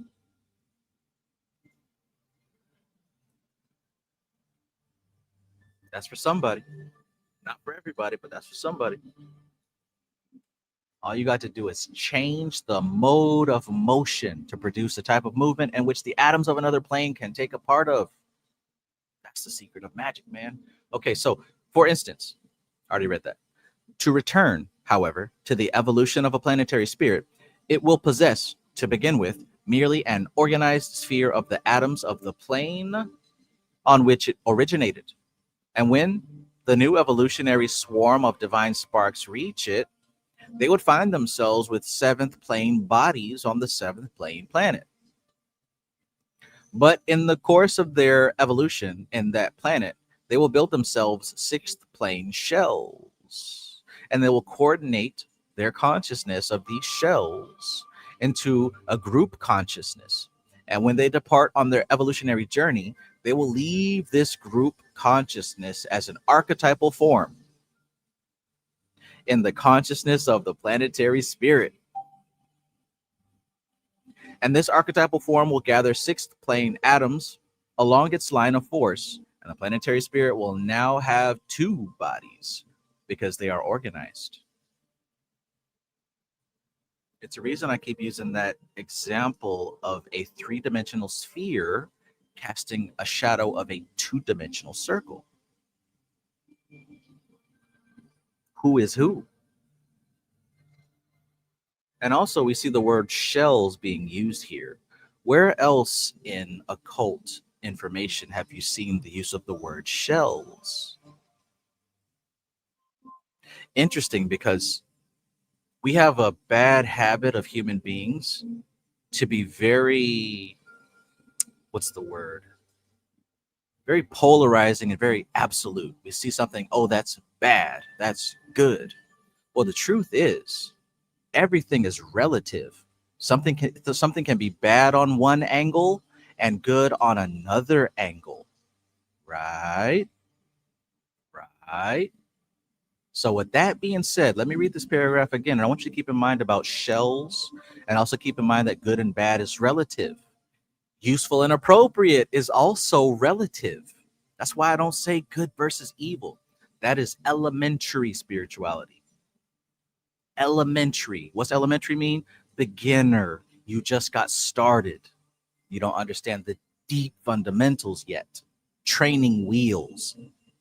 In the very beginning of this live stream, I reminded you, because you already know, this is not a reality of duality. This is a tertiary existence. Rajas, tamas, and sattva. So let's look back here, think about these shells and the relativity of good and evil. Check it out. To return, however, to the evolution of a planetary spirit, it will possess, to begin with, merely an organized sphere of the atoms of the plane on which it originated. Okay? And when the new evolutionary swarm of divine sparks reach it, they would find themselves with seventh plane bodies on the seventh plane planet. Makes sense. But in the course of their evolution in that planet, they will build themselves sixth plane shells, and they will coordinate their consciousness of these shells into a group consciousness. Oh, they'll coordinate their consciousness of these shells into a group consciousness. And when they depart on their evolutionary journey, they will leave this group consciousness as an archetypal form in the consciousness of the planetary spirit. And this archetypal form will gather sixth plane atoms along its line of force. And the planetary spirit will now have two bodies because they are organized. Interesting, right? Interesting. So what you're doing here in your life, it isn't just about you. Like, not only are you affecting the people around you, but I've said to you many, many times on these live streams, the elemental spirits and forces that you craft and create and shape will one day gain enough consciousness to be individual entities. We're creating and giving birth all the time. All the time. Not just on the human, like this is bigger than the human life. What we're doing is, it has deeper implications. That applies to us whether we're aware of it or not. And the beautiful thing is, once you embark upon the spiritual path, you start becoming aware of this, and you start shaping your path in a more conscious way, as opposed to being on autopilot. And what is autopilot? Autopilot is traveling along the stereotyped lines of force. The closer you get to divinity, the more you begin to influence and shape your own path. So when you see people that you determine as asleep and lost, leave them folks alone. Let them do what they're supposed to do. They're not ready to be anything other than what they are. If you find yourself expanding into a much wider comprehension, a wider capacity, make sure that you're doing everything you can for your energy. Don't worry about anybody else. I have to save them. No, you don't. But I love them. Maybe, but probably not. There's attachment and sentimentality. Love. What is love? What is love outside of attachment and sentimentality? I'm not saying it doesn't exist. What I'm saying is what is more common is attachment and sentimentality. If you got something deeper than that, then maybe you'll really start to understand that everybody's where they're supposed to be. It is the greatest love to let somebody have their journey.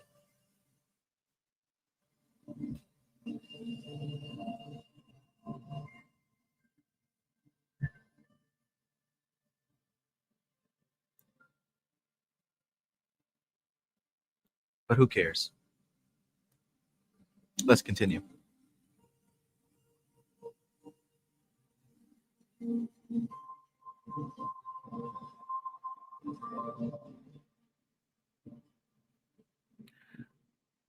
This process is repeated with each fresh phase of evolution until each planetary spirit. Oh, and by the way, right, I mentioned the clip off. Think about the four worlds of Kabbalah, Atziluth, Bria, Yetzirah, Asaya, and then underneath that is clip off. That's not like a fixed ladder. It's relative. It's relative. It's just a pattern. It's simply a pattern.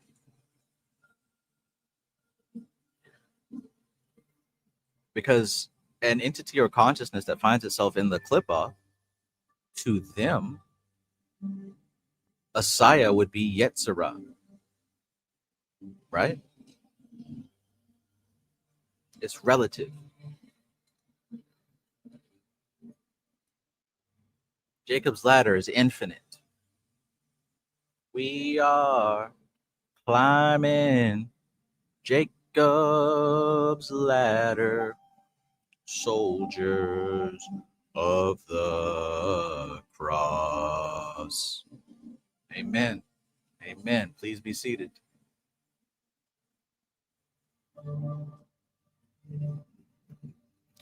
Coop TGS says, I think the desire to save others is based on the erroneous idea that if they remain asleep, that the consequences could be dire. Just religious programs of hell, etc. Oh yeah. Oh yeah. That's one layer of it. And if you go deeper, it's rooted in this hero complex. It becomes the clip off of Tifereth. That's what we're dealing with. You start to get some light, and now you think that you're the savior. So what does a savior do? A savior goes out to save someone. And if you go even deeper than that, we're dealing with ego, right? Now that the ego is starting to get a hold of some spiritual information, because the ego is slick, right? It's very slick. No matter what you learn, it's going to find a way to inject itself. So the ego is like, okay, how can we apply this so-called spiritual information and still keep me at the center? Come on now. When you go to wake up your family, you want them to see you a certain kind of way, don't you? You want them to see, oh, wow, look, I never knew that this family member was so enlightened and so smart. I love them even more, right? Or the friend, right? Wow, this friend is so aware and he's so awakened. I want to be just like him, right? Come on. Let's stop the games, stop the buffoonery. You really only want to save somebody else because it makes you feel good down inside, and you want them to see you in a higher light. Come on.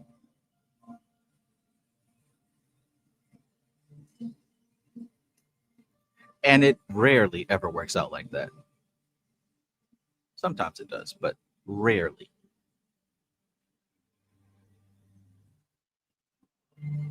Drew is original says mama daddy issues, basically. There we go. Because if you really believe what you say, right? Everything is everything.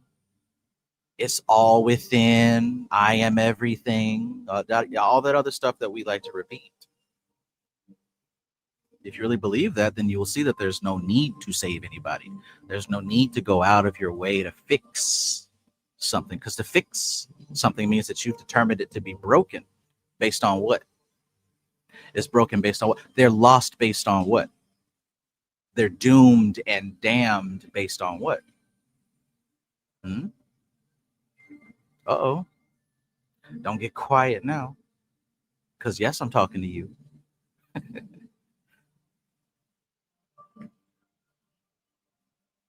But Trav, the Illuminati, the reptilians, the New World Order, the AI.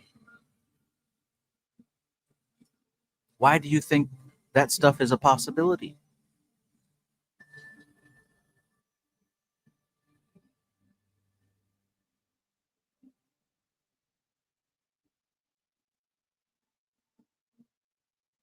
Anyways, empty ways. Hmm.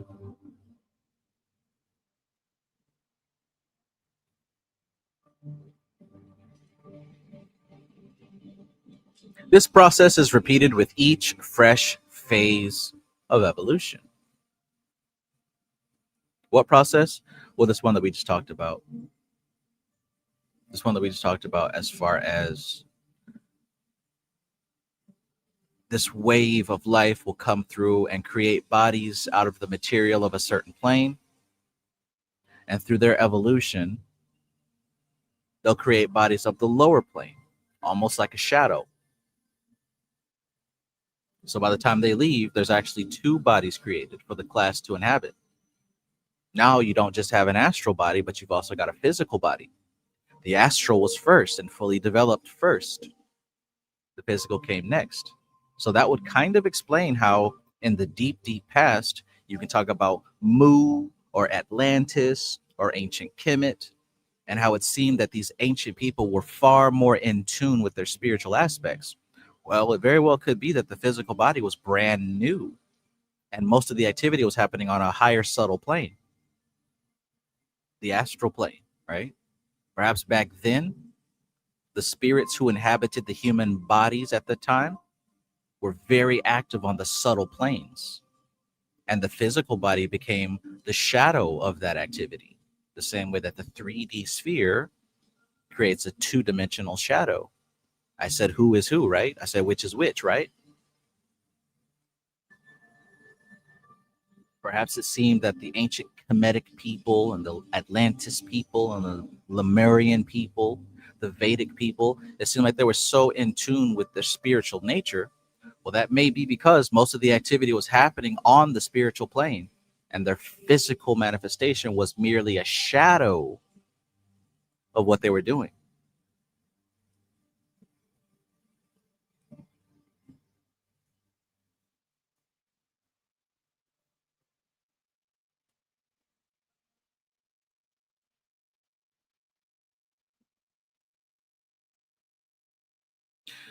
This so that right there, this process is repeated with each fresh phase of evolution until each planetary spirit has achieved its full complement of bodies and is, therefore, able to take a swarm through the full circuit of evolution.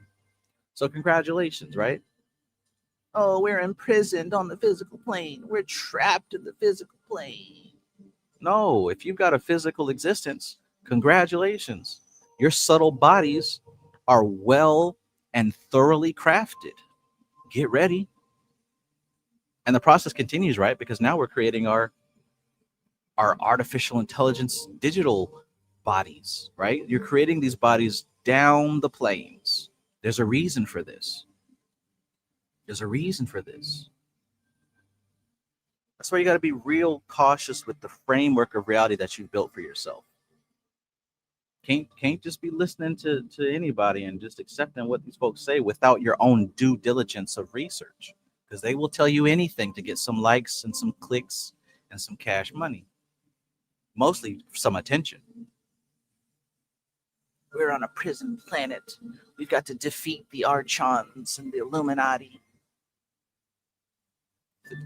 Be careful with how you construct your reality, because it's either going to help you ascend, or it's going to keep you locked down.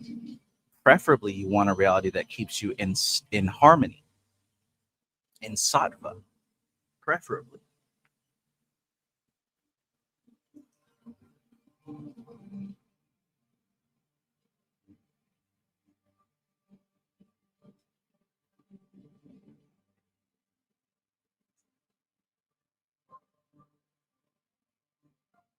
Illuminati want my mind, soul, and my body. Well, they're paying pretty well. Maybe it's time for a new occupation.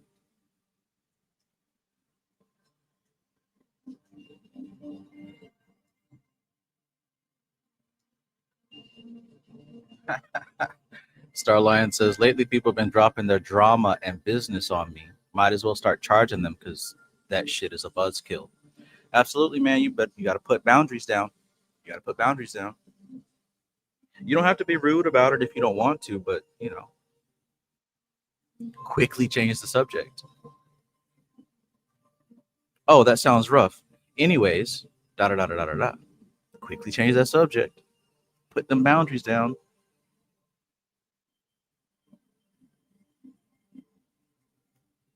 That ain't got a damn thing to do with Jesus. I don't know how to hog tie people.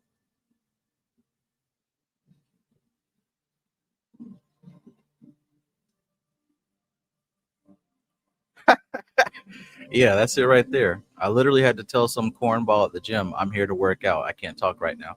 Yeah, man, that's what you got to put the boundaries up because it's vibrational, it's energetic, right?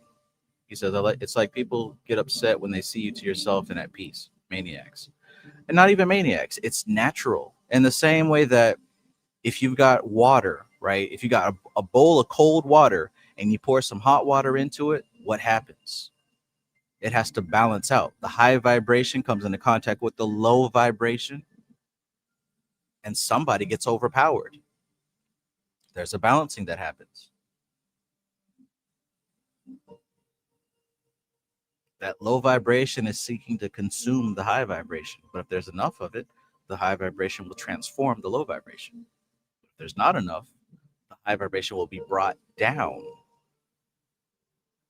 Hence why you've got to have a stabilized ecosystem so that the outside world doesn't change your frequency. In simpler terms, as King Payman once said to me, maintain your frame.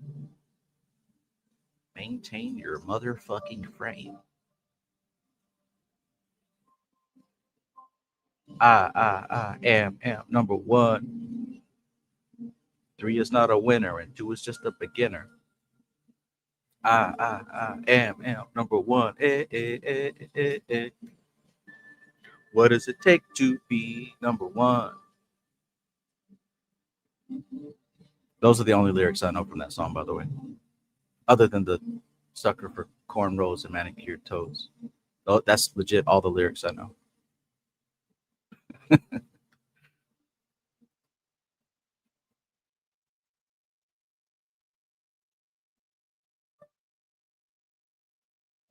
There you go.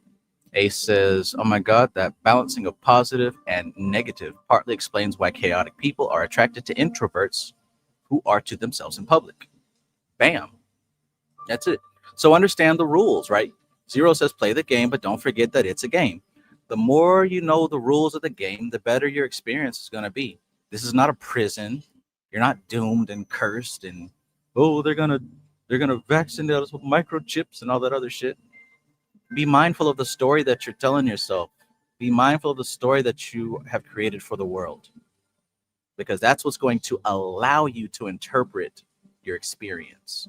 If you got a bullshit ass take on reality, you know what your life is going to be. You already know. Look around at these other folks who are complaining and sick, busted, and disgusted. That's the story they tell themselves. Excuse me, broke, busted, and disgusted. Got to get it right. What does it take to be number one? 3 is not a winner, and 2 is just a beginner. Eh, eh, eh, eh, eh, eh.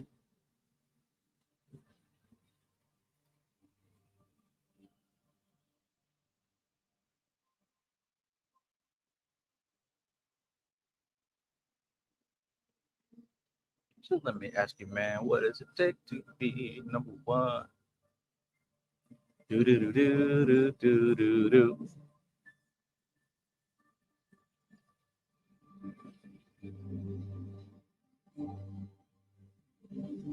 I don't want nobody else's story. You write your story. All right. Do do do do do do do.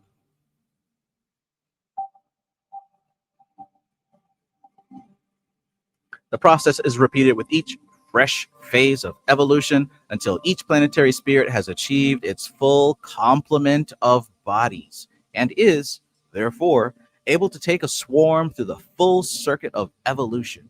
What a wonderful thing it is to have a physical incarnation, because that means you've already completed your etheric, astral, mental, and spiritual vehicles. They are well built. Many of these occult texts talk about how it's a very advantageous position to be incarnated as a human animal. It's actually an advantageous position. It's a unique position to incarnate as a human animal. Very unique, because you got a lot of things behind you to support you, quite literally. Like this guy, what's in his bag? What's in his or her, they or them's bag? All the data of past incarnations and past existences. All of it. Now, he doesn't have to know it directly. Excuse me, they don't have to know it directly, but it's there. And there is access to it at all times. That's why the sun is directly behind the bag. It's a metaphor. It's a metaphor, big dog. I don't know, y'all. I don't fuck with y'all. Yeah, because I'm a big dog. I love that song. I don't know, y'all. I don't fuck with y'all. I don't know, y'all. I don't fuck with y'all. That's what you got to say, Starline.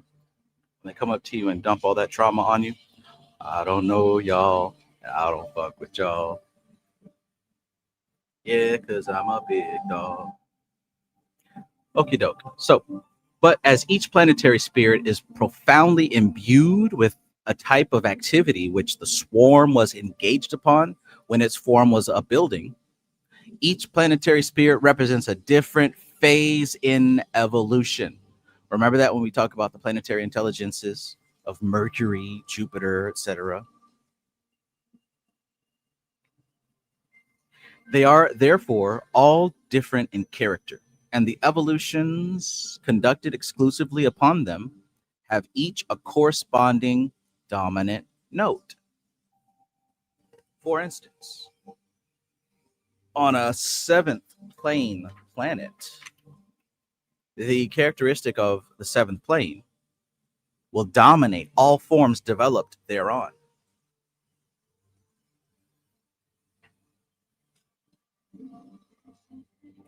The prime rhythm of that plane will be the keynote, and all subsequent rhythms will be multiples of it.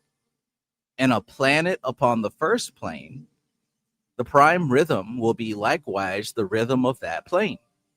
But that rhythm being a maximum rhythm, all subsequent variations will be fractions of it.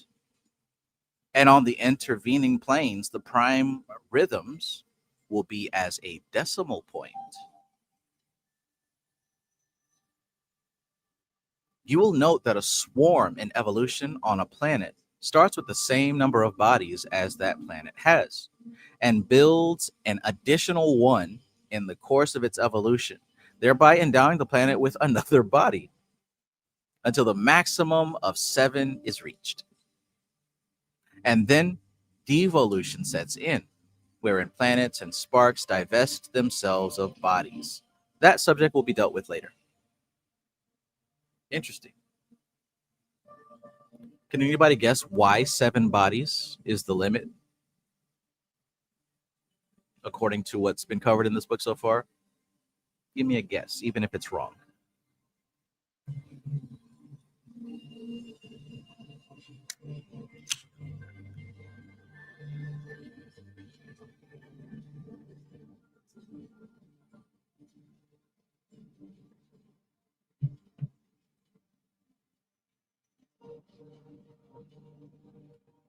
Starline says 7 chakras.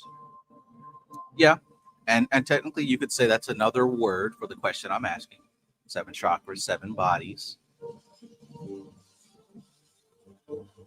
Not quite an answer, but another word for what I'm asking. Salpidea is the 7 classical planets. Yeah, yeah. And my question is, why 7? Why 7? 7 chakras, 7 planets, 7 days of the week, 7 seals of the apocalypse. Framestar says 7 colors of the spectrum. And all of these are expressions of the answer to the question, right? Why 7? Cosmic Traveler says, I think 7 corresponds to the circles. There you go. That's the answer. That's how many circles developed in the original evolution, right? When the 3 rings came into stability, within that stability, right? The first ring caused a motion, and then it caused an anti-motion, which was the second ring. And then the third ring came and caused balance. Boom. Now within that balance, 7 planes, 7 circles, 7 rings developed within that balance. So basically a harmony was achieved and stabilized at 7 within those 3 rings. Remember how somebody had mentioned how those vials of blood, you know, they got that blood work machine where they put those vials of blood and they spin them around real fast. And due to the spinning around real fast, it kind of separates itself naturally, right? Some of the extra stuff kind of floats to the top and like the pure blood floats to the bottom. I don't know how it works, but you get the concept. Or like if you've ever made a smoothie that didn't really mix or blend well, if you let it sit, the certain layers will form just based off of density. Not any hard rules like, oh, it has to be this many or that many, just based off of the density of the contents, based off the patterns.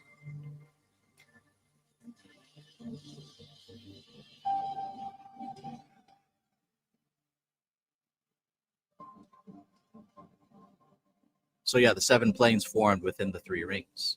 Now, where we are here with this particular universe, or I should say solar system, it's dreaming within itself. Now, that inner dream is a reflection of the conditions that caused it to exist. So in other words, what's it going to dream of? What is our sun going to dream of? What is the simulation? It's a reflection of what actually exists. So within its dream, it's going to create the 3 ring motion. It's going to create the 7 planes. It's going to create the 12 rays. The 12 rays within this dream, we know them as the zodiac. The 7 planes within this dream, we know them as the planetary influence.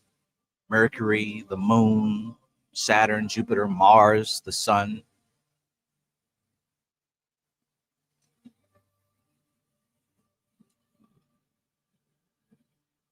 So 7 because it's a reflection of what actually exists.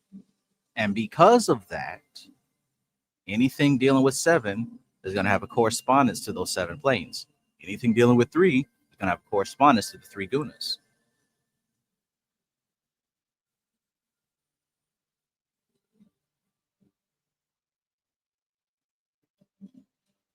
Drew's original says it's simple if you put brainstem Jimmy to the side. Yes, and that's why she put that in the beginning of the book. This text is designed to train the mind, not to inform it. In other words, I'm not talking to your logic, I'm talking to your abstract faculty. Got to remember it.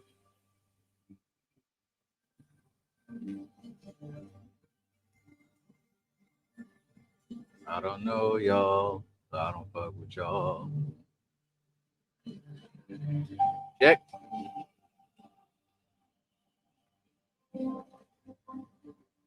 Da-da.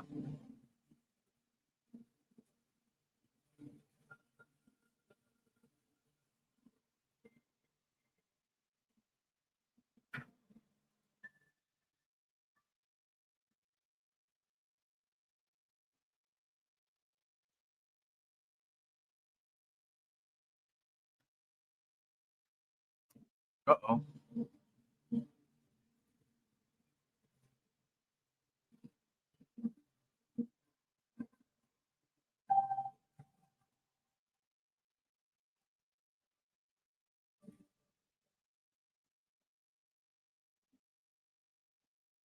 What in the world?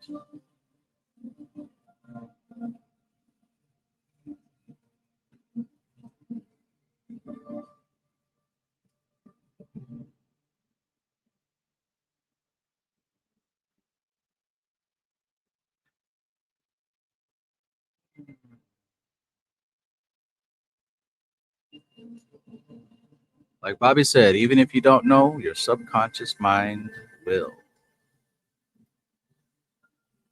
So you will note that a swarm in evolution on a planet starts with the same number of bodies as that planet has and builds an additional one in the course of its evolution, thereby endowing the planet with another body until the maximum of 7 is reached. And then devolution sets in, wherein planets and sparks divest themselves of bodies. That subject will be dealt with later. You will also perceive that the order of evolution in a universe is the opposite of the order of evolution in a cosmos, because a universe is reflected from the mirror consciousness of a great entity. Great entity. That answers your question right there. Star Lion says, who's having this dream? This is the inner reflection of a great entity, which used to be a traveling atom that has bounced across this sphere of the cosmos, gathering every pattern that could possibly be gathered. And then it finally settled down to take a nap. Zelda Link's Awakening Ballad of the Windfish. Ba ba ba, ba ba ba, ba ba ba ba ba.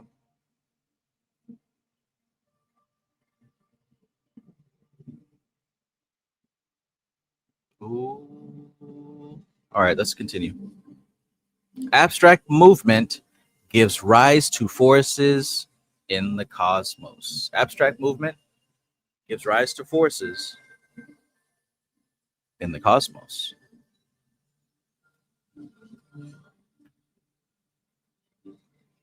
Forms give rise to abstract movement in a universe and thereby link themselves onto the cosmos, of which more later.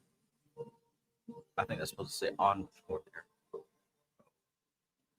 we go. Forms give rise to abstract movement in a universe and thereby link themselves onto the cosmos, of which more later. It is therefore essential in a universe to have a form in order to evolve to cosmic level, thereby enabling them to link themselves onto the cosmic atoms that give rise to them, thereby making these cosmic atoms into great entities. Thus do the atomic planes of the cosmos evolve. That's the path of evolution there. It is essential. It is therefore essential in a universe to have a form in order to evolve to cosmic level.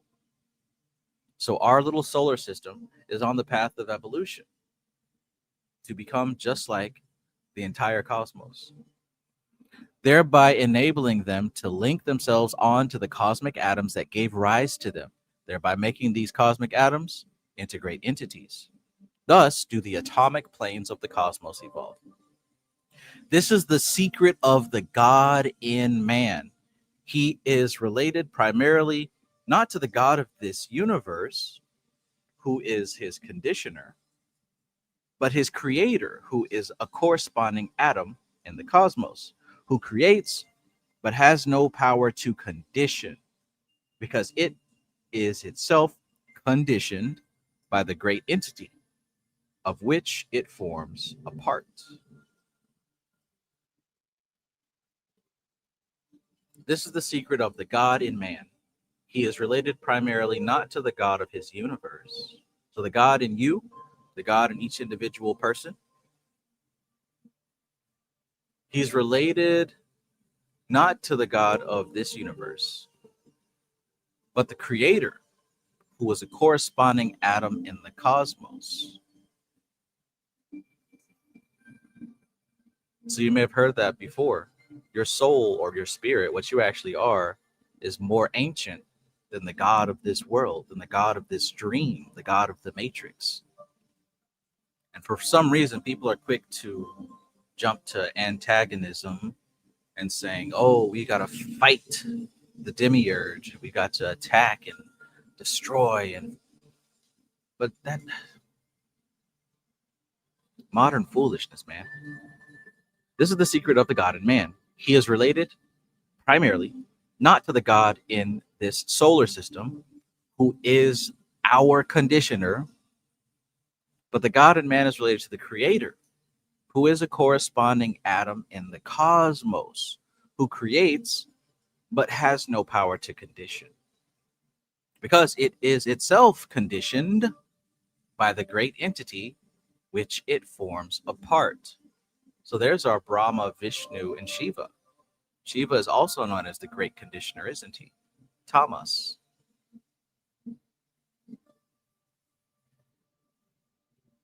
But when the reflected atom of a universe develops a corresponding aspect to the nature of its creator and can thereby unite with it,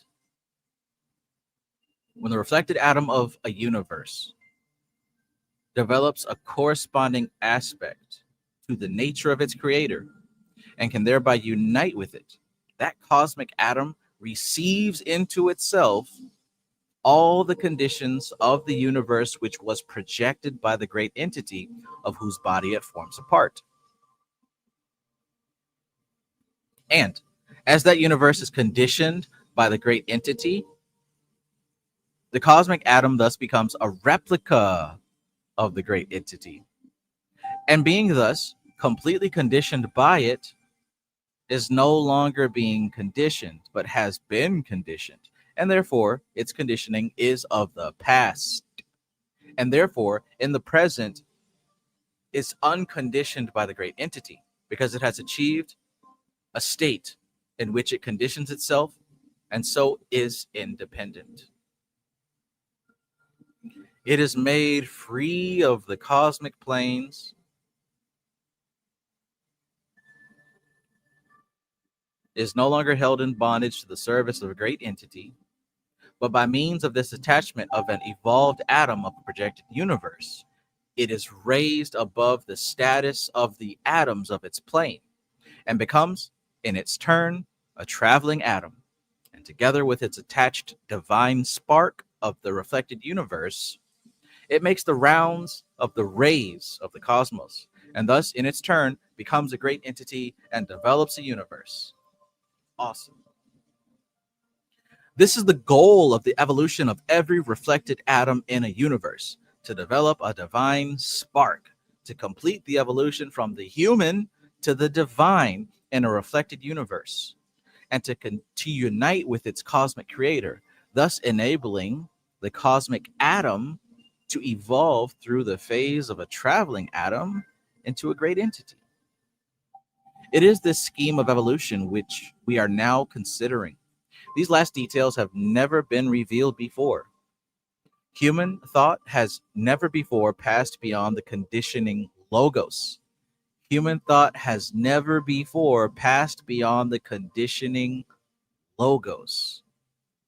But it is now revealed that though the logos is the creator of a universe, each atom in that universe is separately created by a separate cosmic atom, which aspires by means of that reflected life to achieve a state whereby it can continue its own evolution. Lady Justice earlier mentioned Hadith. Hadith.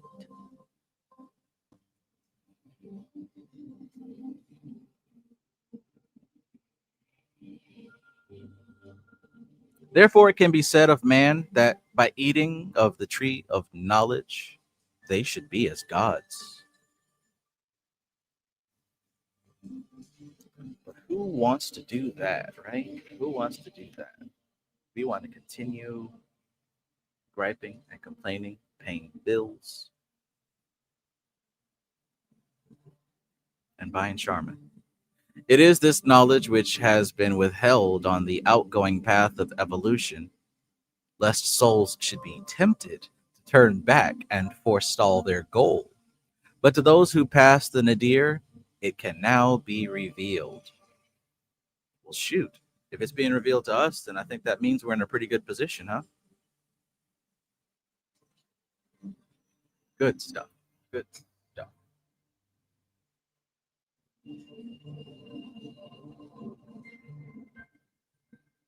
How do you like it? How do you like it?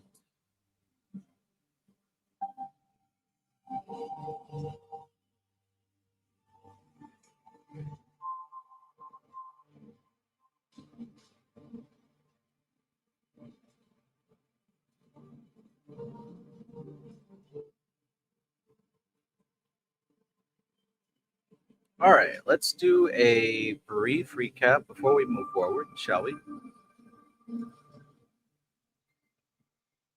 Shall we? The Cosmic Doctrine, Chapter 15.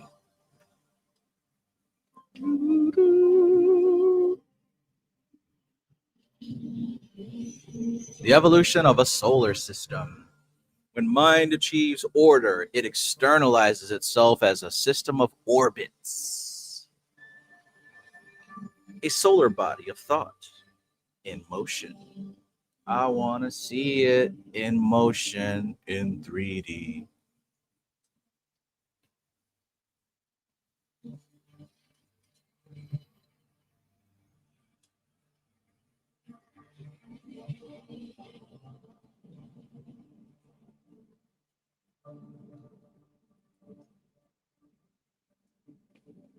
Do you think that when concepts are difficult, it causes people to run away?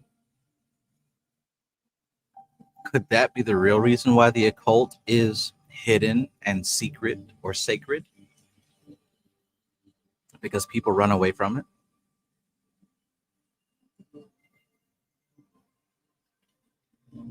It takes a certain kind of person to persist despite all the warnings. The Cosmic Doctrine, Chapter 15, The Evolution of a Solar System. From inner thought to outer creation, mind is now mature and directed by will. The great entity projects its ordered awareness into form, transcending mere contemplation. It becomes a solar logos, a creator through rhythm and thought, weaving worlds from pure intention. This is the moment when consciousness realizes it can externalize its inner universe, birthing systems of light and motion that mirror the architecture of its own awakened mind. Cosmic parallel.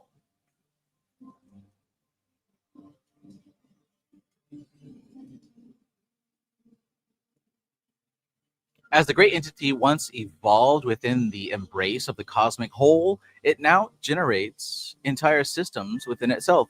The pattern repeats, an eternal echo across scales of being. Each solar system is an idea made visible, a thought held so perfectly in the divine imagination that it crystallizes into matter, motion, and meaning.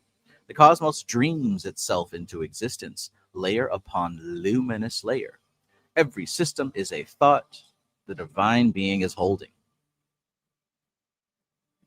I want to see it in motion in 3D. The law of recapitulation. The rings, the primordial boundaries of force.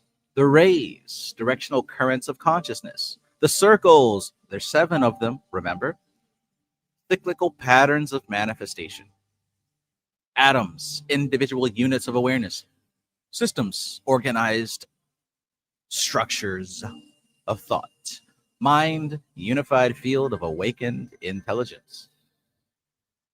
Each level repeats the previous in exquisite miniature.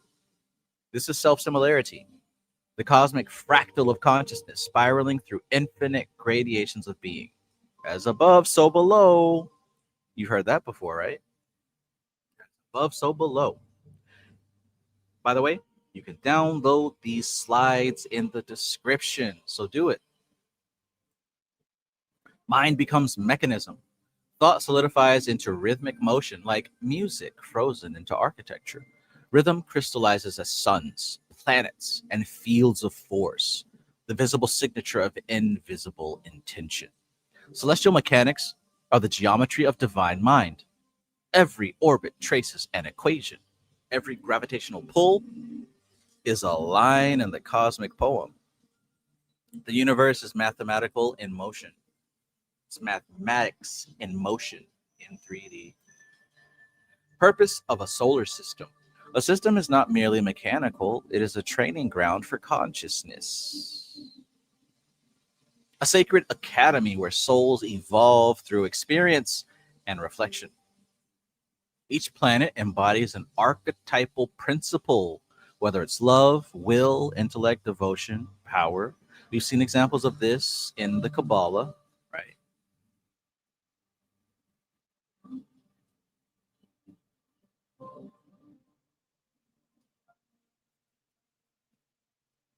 Together, they form the complete curriculum of the Logos, offering every possible lesson the divine wishes to learn through manifestation. Worlds are classrooms of divine experience. Now, I want you to think about this when you consider astrology. Astrology is not floating rocks in the sky and people guessing based on where Saturn is and Mercury is, right? It's more than that. We are discussing the entirety of the whole, the motion of this cosmic ocean. I want to see it in motion in 3D. If you're ready and if you'll let me. Champagne confetti.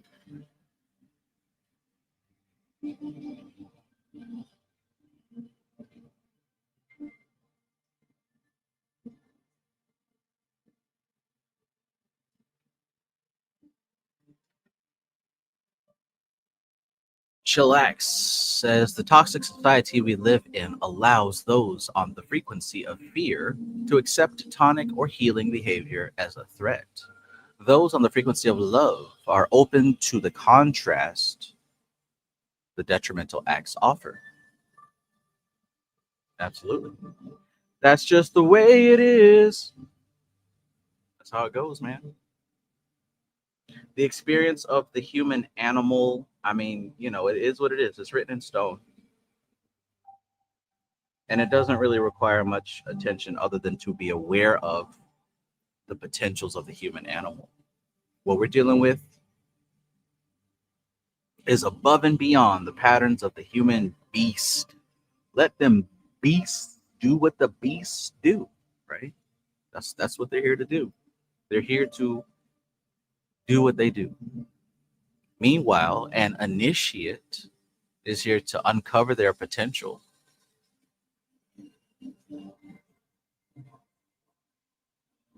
Heru says when you put water into a cup, it becomes the cup.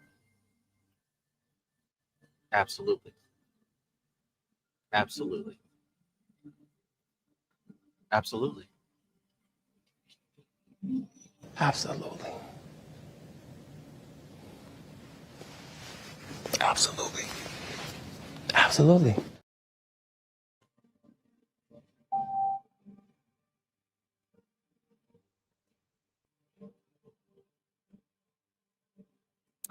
A system is not merely mechanical, it is a training ground for consciousness, a sacred academy where souls evolve through experience and reflection.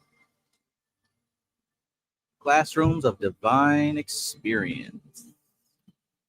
So, the hierarchy within the system, you've got the solar logos, that's the unifying intelligence. Then you have the planetary spirits, they are specialized aspects. And you've got the human and elemental lives, these are the individual expressions. One organism, many organs. Somebody earlier mentioned the 7 chakras. Individual parts of one big whole. Just like you've got the brain and your lungs and your heart and your intestines and your kidneys and the gallbladder and all this other stuff. Individual intelligence is part of a larger whole. Everything in its right place. In its right place. Circulation of force.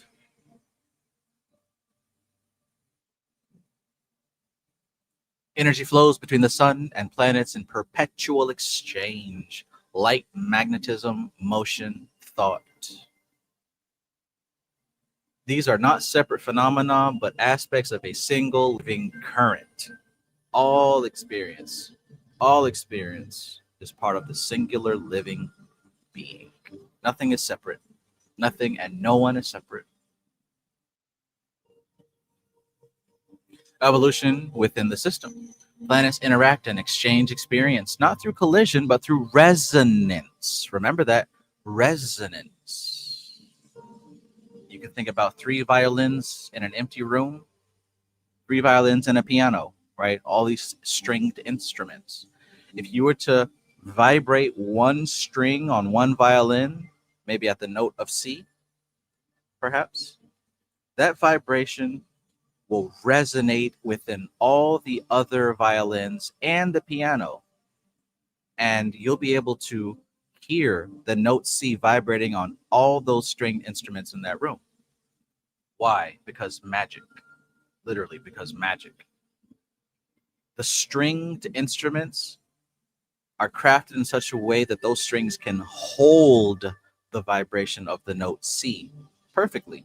So when you're vibrating that one string on that one violin, that vibration is resonating throughout the room and catching on to the strings of those other instruments, and it's resonating throughout those other instruments as well. That's what resonance is all about. People say, "Oh, I resonate with that." Well, that's what that's supposed to mean.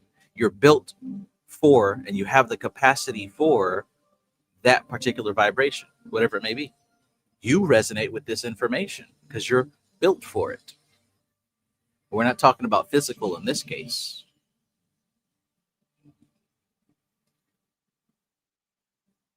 But yeah, this is why this is why astrology works. This is why the chakras and all this other stuff. This is why you're affected by cosmic forces, not because they're physically pressing upon you, but because you're built with the capacity to resonate with what these things represent. You're built with the capacity to resonate with what Mercury represents, what Jupiter represents, what Aries, Taurus, Gemini, Cancer represents. Leo, Virgo. Who am I missing? Leo, Virgo, Libra, Scorpio, Sagittarius, Capricorn, Aquarius, Pisces. You're built to resonate with what those vibrations represent, not physically, but those other bodies that we mentioned in these chapters. The astral body, the mental body, the other bodies. Remember, the subtle forms were created first. The physical form is a shadow of the subtle. The 3D sphere casts a 2D circle as a shadow. Which is which? Who are you? The astral body creates a shadow, which is the etheric / physical body. So it doesn't begin down here. Down here is the effect. The cause is on a subtle plane. I want to see it in motion in 3D. Do-do-do-do-do-do. Polarity and balance. Centrifugal force, the urge toward expansion, radiation, and freedom. It scatters, it diversifies, it explores. Centripetal force is the pull towards contraction, cohesion, and unity. It gathers, integrates, and preserves. Now check this out. Even though those are 2 different words, centrifugal and centripetal, we're still talking about the same concepts. We could say electric and magnetic. We can say Rajas and Tamas. Either way, we know fundamentally there is a push and there's a pull. And third, there is a stability. There's a harmony. Those are the 3 fundamentals of existence. And these the polarity of the centrifugal and centripetal force, they're held in a dynamic tension, neither dominating but both necessary. This is the dance that sustains all manifested existence. Balance equals life. Imbalance brings transformation or dissolution. Welcome to Westwood. Zero says 12 rays makes more sense to me now. Absolutely, absolutely.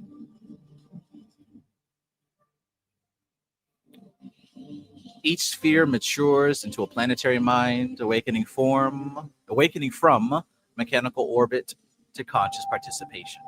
These are not mere globes of rock and gas, but living intelligences, vast and strange. Right? It's not about floating rocks. We're talking about living entities. These planetary beings dialogue with their sun, reporting discoveries, asking questions, contributing to the ongoing revelation. That is the solar logos expanding its knowledge of itself through its children. Planets are thoughts that learn to think back.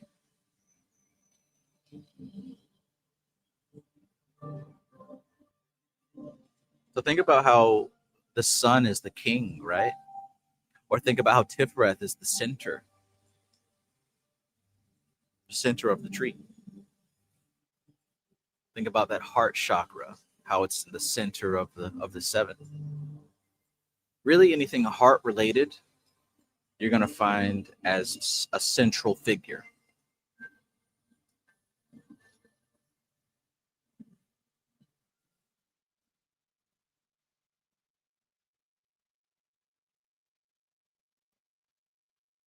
Ace asks an interesting question. He says, I wonder how the physical look of a person is a reflection of their frequency, race, levels of attractiveness.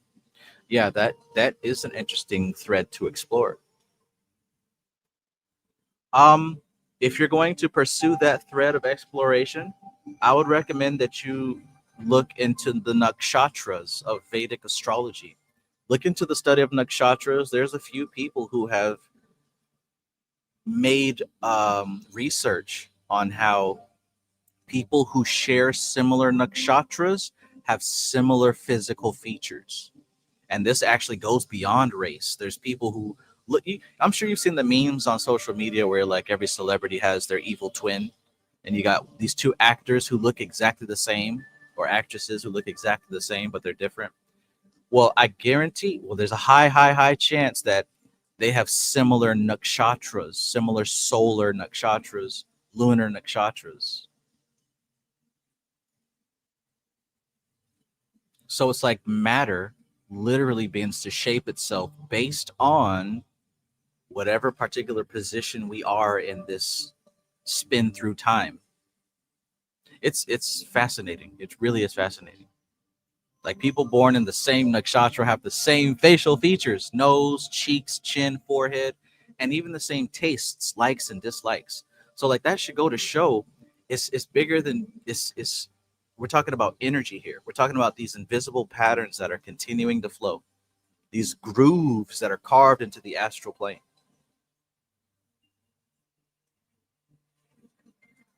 Dion Fortune is really a gift to humanity, let me tell you, because everything that I read from her and understand helps me to understand everything else better. That's why I keep reading her books. I love me some Dion Fortune.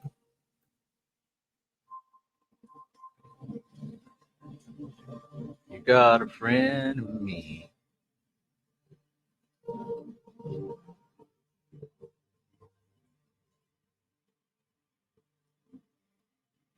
Law of mutual education. The solar logos evolved through its planets, learning from their experiences, just as the great entity once evolved through its atoms. The teacher discovers itself through what it teaches. Every whole learns through its parts. This is the great secret. There is no static perfection, only endless becoming. Even the gods grow through their creations, enriched by every world's unique journey. The teacher is taught by its students. Teacher is taught by its students. Understand that.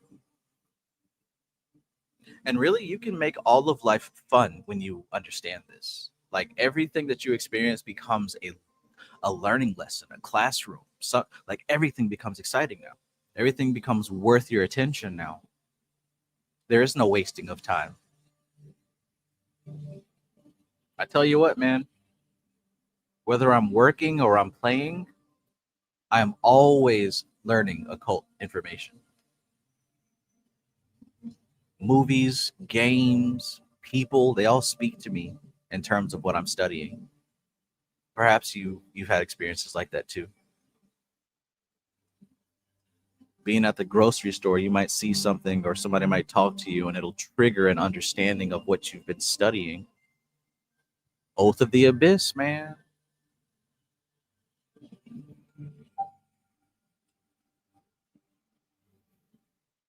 Once you turn this stuff on, there is no turning it off. There is no going back. Hell, even during sleep and dreams.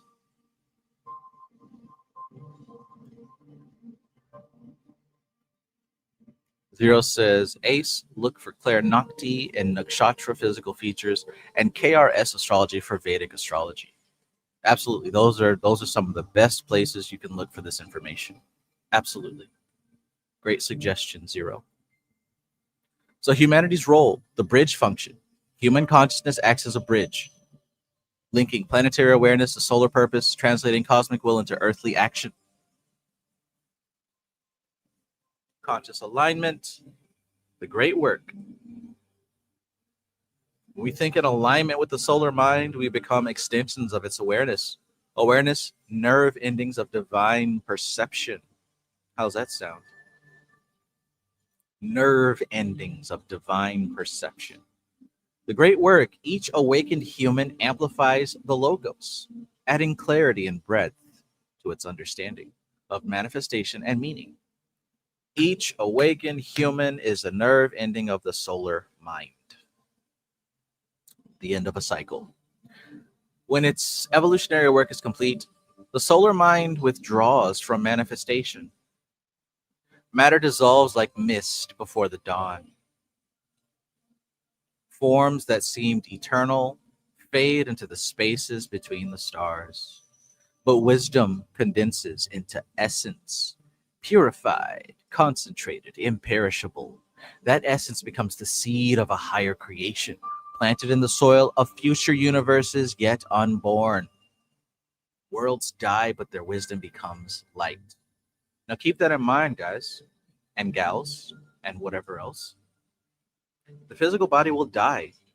Your personality will fade away. Like everything that you take so much pride in will one day disappear. You know that. I don't have to tell you that.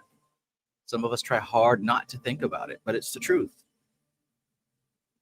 This body and this mind will fade away. However, the energy that you have tamed and shaped and mastered, that is what remains.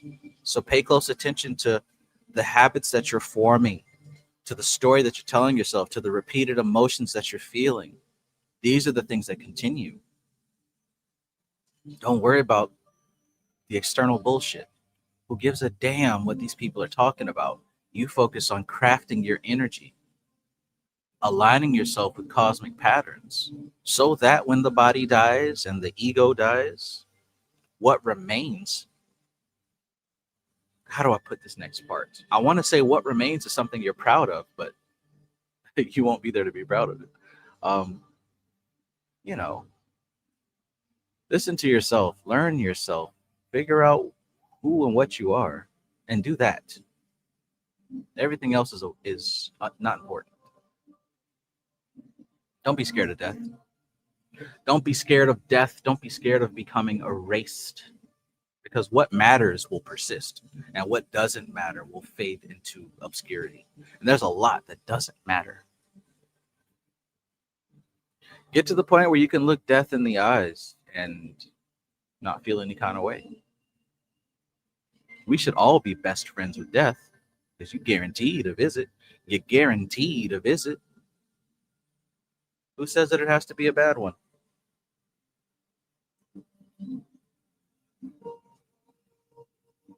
That's what we're learning this information for. We're not learning this information to make a better lifestyle. It's to make a better death style, honestly. Panic used to say that I'm not teaching you how to live, I'm teaching you how to die.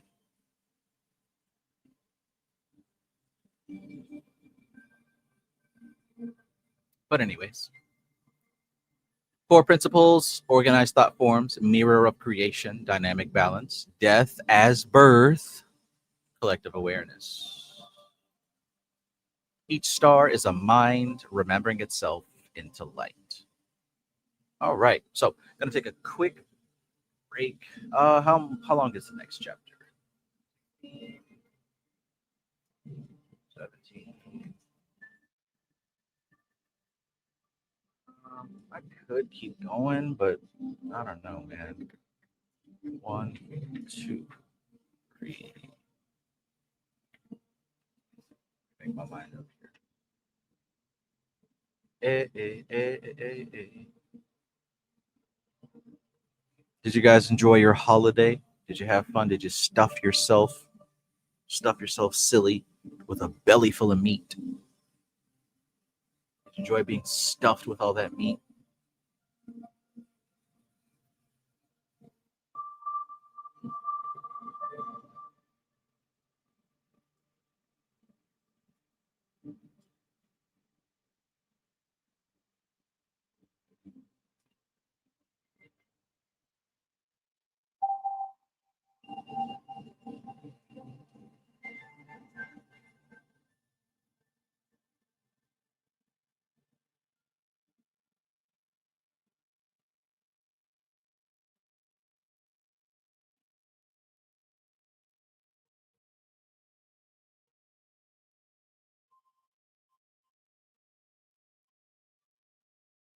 What does it take to be number one?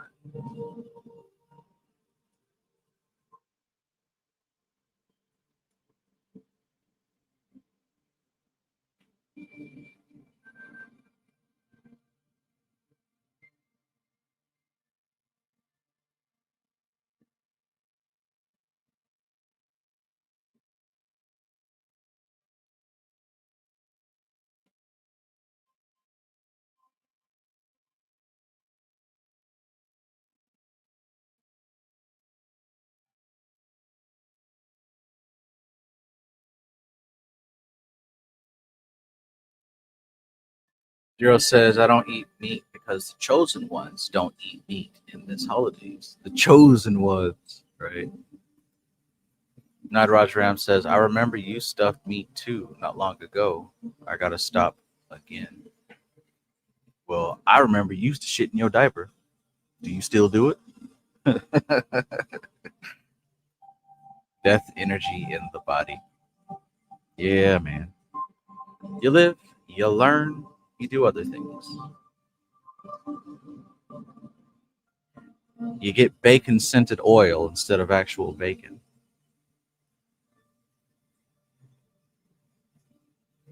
All right, how y'all feeling?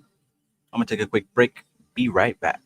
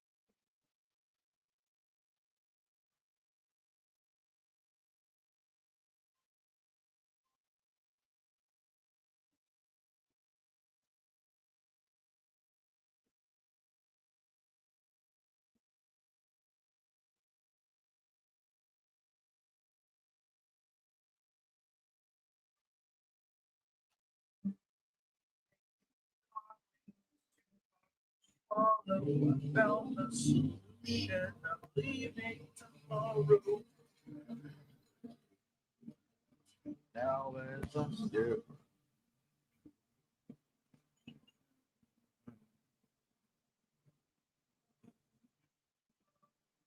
Now Roger Ram says, with all this lab-grown meat on the horizon, different type of dead energy.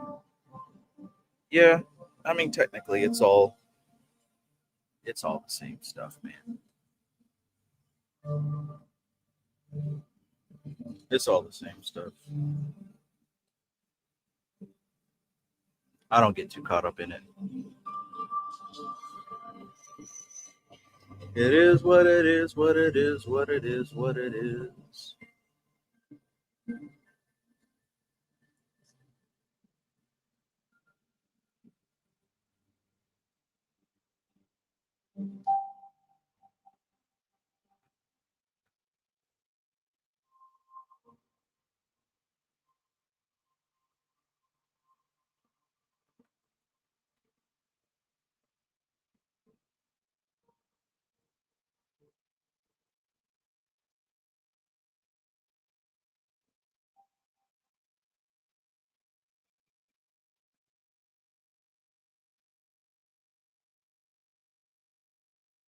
You've used 100% of your cellular data. Lord have mercy. Well, it's the end of the month anyway, so. All right, let's continue, shall we? Let's continue. If you guys are still awake.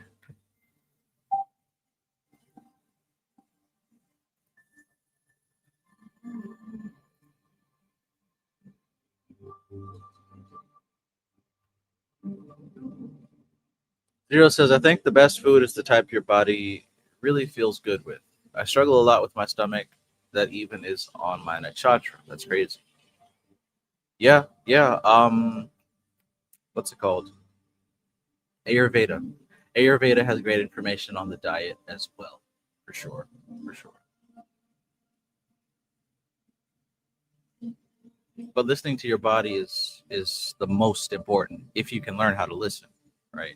Not listening to the cravings, to the raw cravings, but it's very subtle because your body tells you what it wants. It's just the mind that reinterprets that and makes its own sense of it. Your body might be saying, "Oh, I need protein. I need protein." Well, it's going to send that signal to your mind, and you're going to create some image of what you think it's saying. Oh, I guess I need to get myself a steak or a pizza, right? Whatever the closest vibration is. In any case, night owls unite. Facts, facts. So let's get back to it. So we are talking about chapter 16, the evolution of the Lords of Flame, form and mind. So yeah, I did all that talking in the beginning of this video about these three lords. We might as well go into the chapter. Might as well.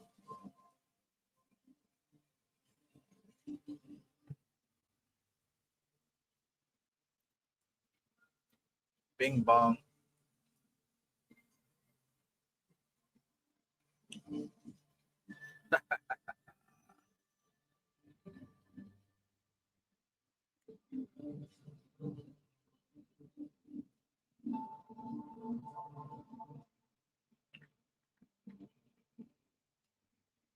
No, but seriously, did anybody notice a difference when Saturn went direct last night at about 10 o'clock? No, that was 2 nights ago.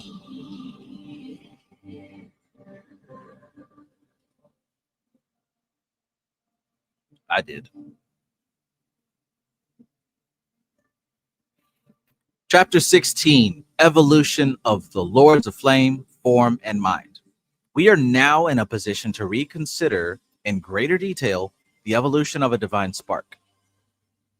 Let it be noted, to begin with, that the first swarm of divine sparks differs from its successor in many respects. To begin with, The first swarm is composed of the traveling atoms of the universe. Secondly, these divine sparks are subjected to no other influences than those of the Logos itself, because satellites not having been developed, they are not exposed to the influences of the planetary spirits. Therefore, the sparks of the first swarm have the divine image impressed on them in all its purity, unblurred by other influences.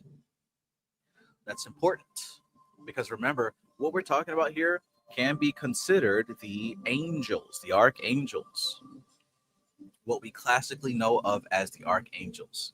Specifically, when you look at Kabbalah and the angels of the Sephirah, this is who we're dealing with.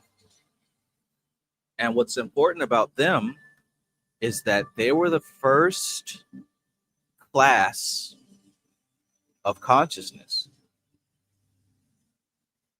The first class of consciousness. Why is that important? Because they had the serious task of creating something out of nothing. They existed here when there were no forms.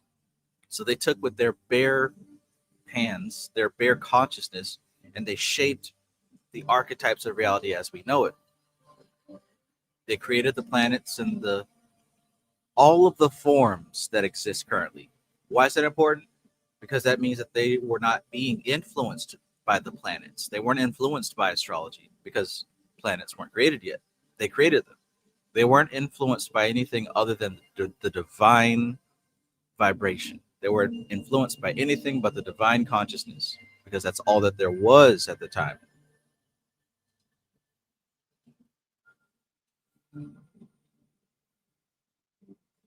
So these divine sparks are subjected to no other influences than those of the Logos itself. Because satellites not having been developed, they are not exposed to the influence of the planetary spirits. Therefore, the sparks of the first swarm have the divine image impressed on them in all its purity, unblurred by other influences. There is an absence of cross currents in the influences which play upon the first swarm, which causes them to attain to the divine ideal with much less stress and effort than their successors. So that kind of makes sense why angels are divine, because there's nothing stopping them from literally being mirrors of God. There was nothing stopping them. No other influences.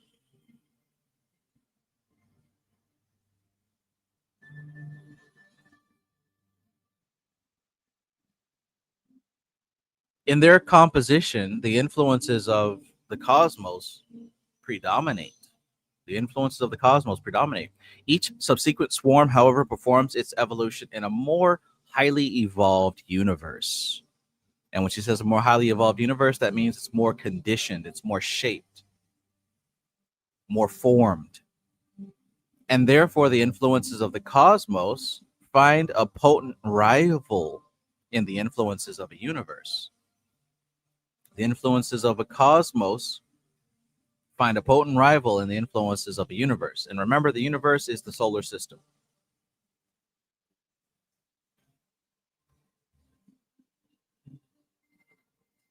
Another point in which the evolution of the first swarm differs from the evolution of any subsequent swarm is this. The first swarm gathers the material out of which their bodies are made from the undifferentiated atoms of the plane on which they evolve. They thus carry on these atoms with them to the next globe of their evolution, and so on throughout the planes. So on throughout the planes.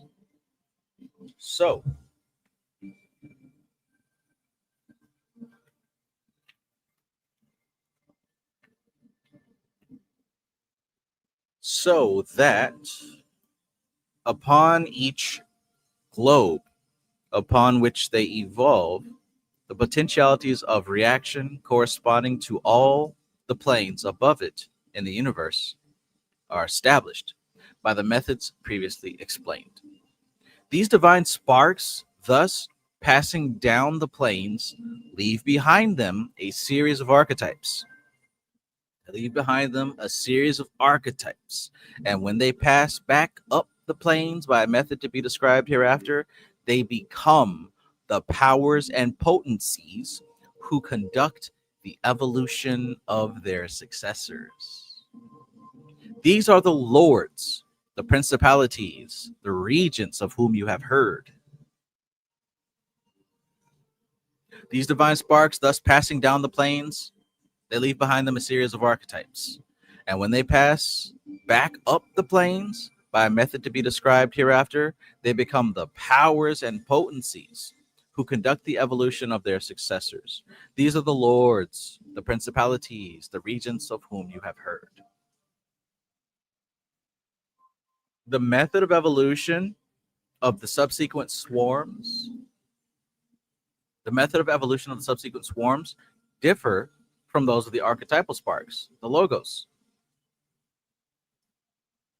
Having received from the archetypal sparks the concept of their evolutionary achievement, impacts this upon the divine sparks of the second swarm by the method of vibration previously described, so that they start out on their evolution with the innate capacities for reaction laboriously built up by their predecessors, and find themselves under the influence of a sphere of forces which the activities of the atomic portion of their predecessors formed into the sphere of a satellite.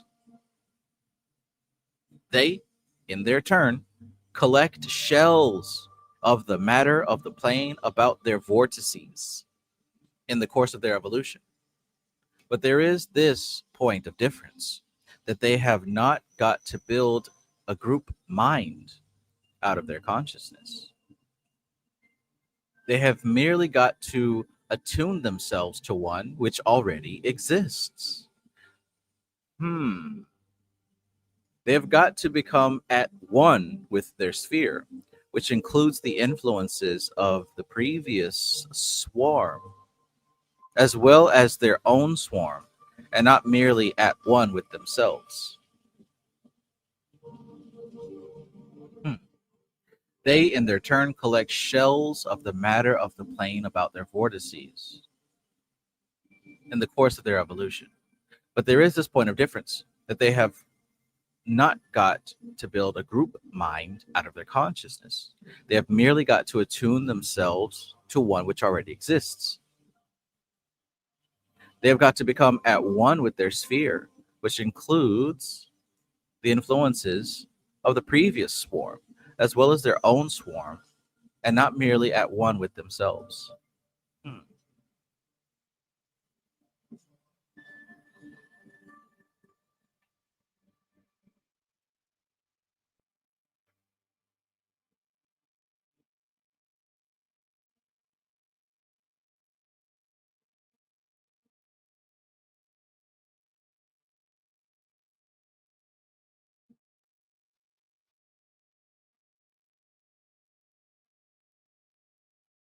When this atonement at one-ment is achieved and the Logos has contemplated the result and turned inwards to his subjective meditation, these sparks do not continue in the sphere of the satellite as did their predecessors of the first swarm, but the logoidal attraction being withdrawn, the mass of the globes upon the next plane attracts them, and they are disengaged from the centripetal forces of the globe on which they are, and pass onwards.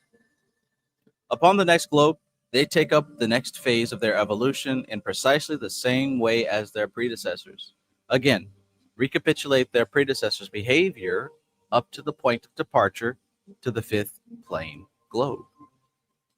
Here, a change occurs. The second swarm, having arrived at the second globe of their evolution, do not pass on to the third immediately, but are now exposed, the logoidal attraction being withdrawn into the subjective state.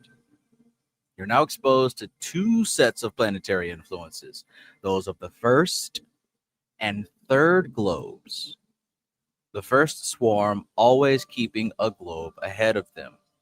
They are therefore pulled two ways, and this conflicting influence is sufficient to overcome the attraction of the individual atoms from their atomic shells. The atomic shells then fall to pieces and return to their original condition as atoms of the plane to which they belong. But though they are freed from the influence of the divine sparks, they are immediately caught up by the influence of the forces of the sphere in which that evolution has taken place and are retained therein.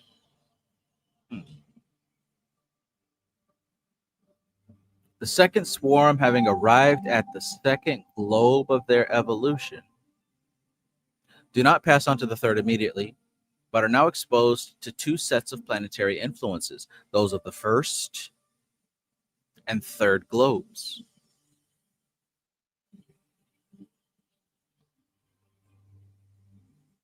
They are therefore pulled two ways, and this conflicting influence is sufficient to overcome the attraction of the individual atoms from for their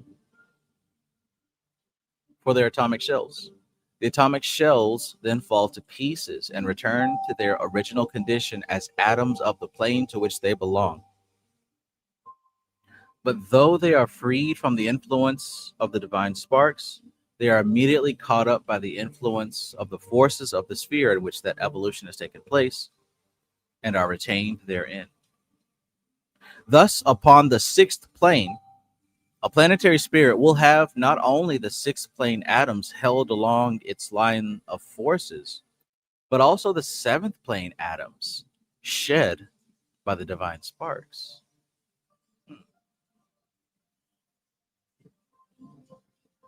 A planetary spirit, be it noted, is really the group spirit of the life that evolves in its sphere. The divine sparks that are thus robbed of their atoms are reduced to their original state of a seventh plane atom attached to a divine spark, and in this state, consequently, re enter the sphere of the manifesting of the unmanifest, which, in a universe, corresponds to the central stillness of the cosmos. And therein they receive anew the impress of the logoidal image, plus the fruits of the evolutionary achievements of the archetypal sparks. The archetypal sparks being always a plane ahead of their evolution.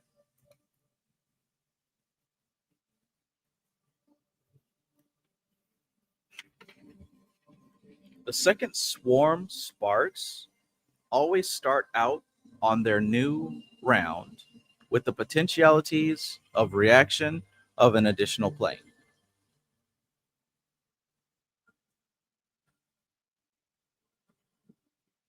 As they pass out through the phases, they therefore gather about them the matter of each plane they pass through, forming it into concentric shells, as has been previously described, until they arrive at the fifth plane. They build up a shell of the fifth plane matter with the influence of the fifth plane planet and repeat the process of assimilation to the group mind, the shedding of the shells, and the return to the center.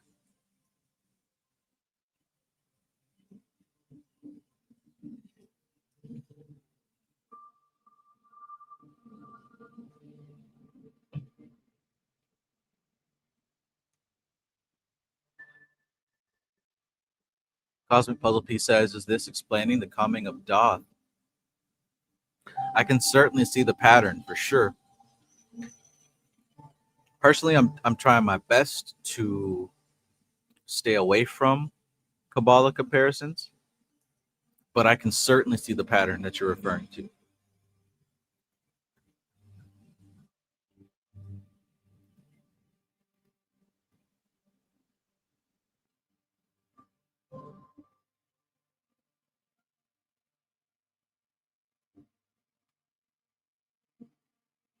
It will now be perceived that there is a fundamental difference between each swarm.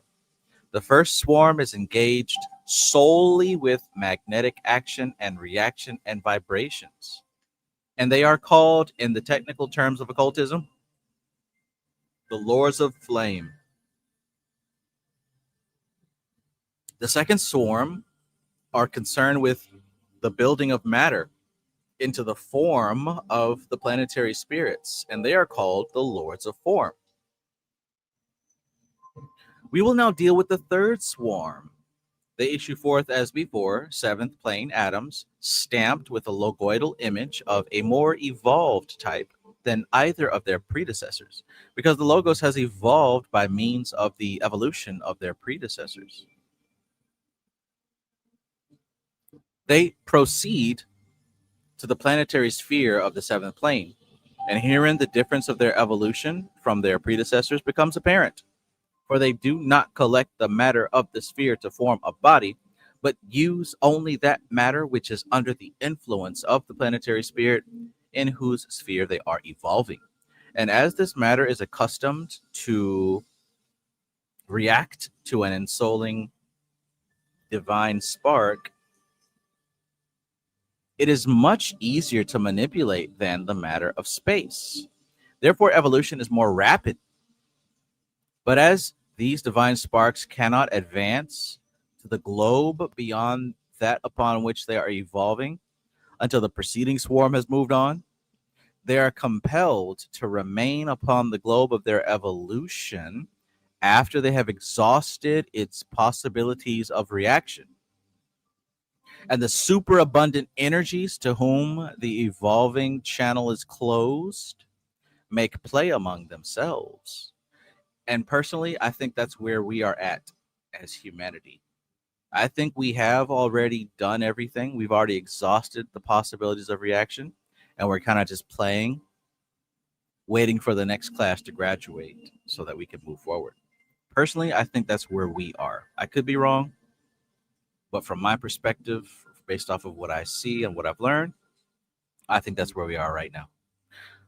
But yeah, but as these divine sparks cannot advance to the globe beyond that upon which they are evolving until the preceding swarm has moved on, and possibly this is why we've got this race to Mars. It's symbolic. We're not literally getting on a spaceship and going to Mars, but I think that the symbolism is put out there like, oh, it's possible for us to get to Mars sooner than later. I think that the symbolism is put out there as a subconscious signal that we've kind of reached the end of humanity's story. I firmly believe that we are at the end of humanity's story, and just based off of what this paragraph is talking about, we're probably just waiting for the class ahead of us to graduate, whatever that class may be. Because I tell you what, ain't too much left in this place.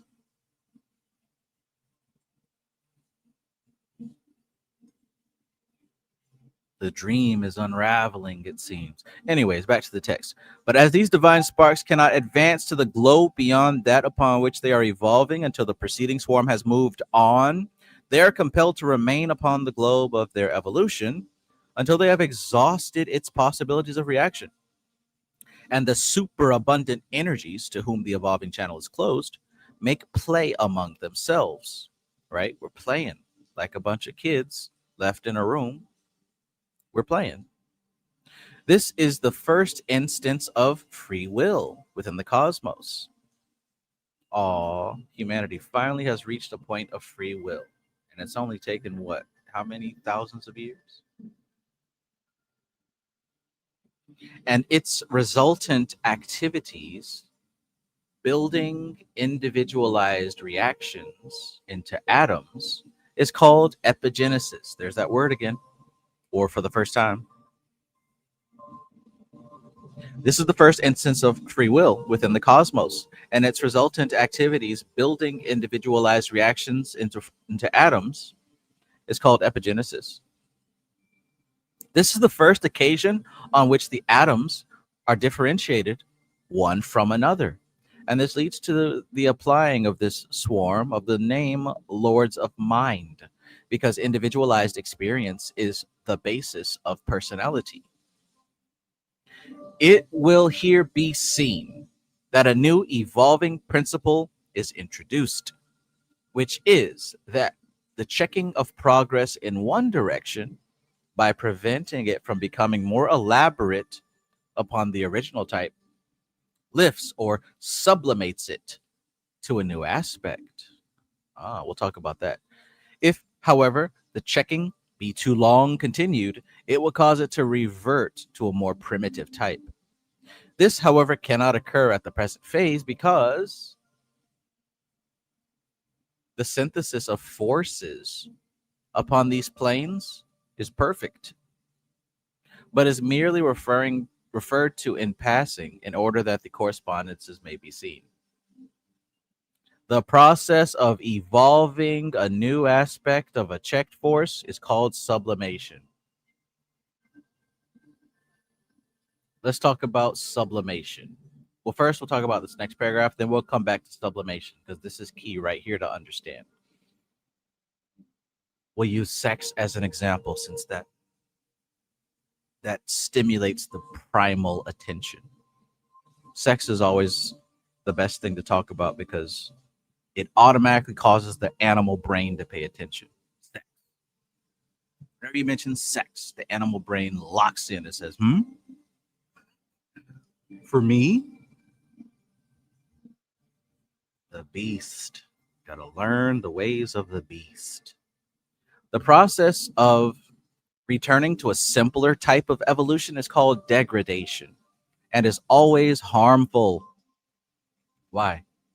Because the capacities of reaction acquired at a more advanced level cannot be controlled or checked by the governing forces of a more primitive state and develop an extreme individualism, thus breaking up the synthesis of force on the plane on which they find themselves. So it's a bad thing to degrade to a primitive state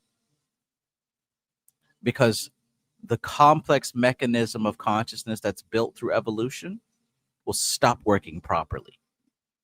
Now let's talk about sublimation. A good way to understand sublimation, that's funny.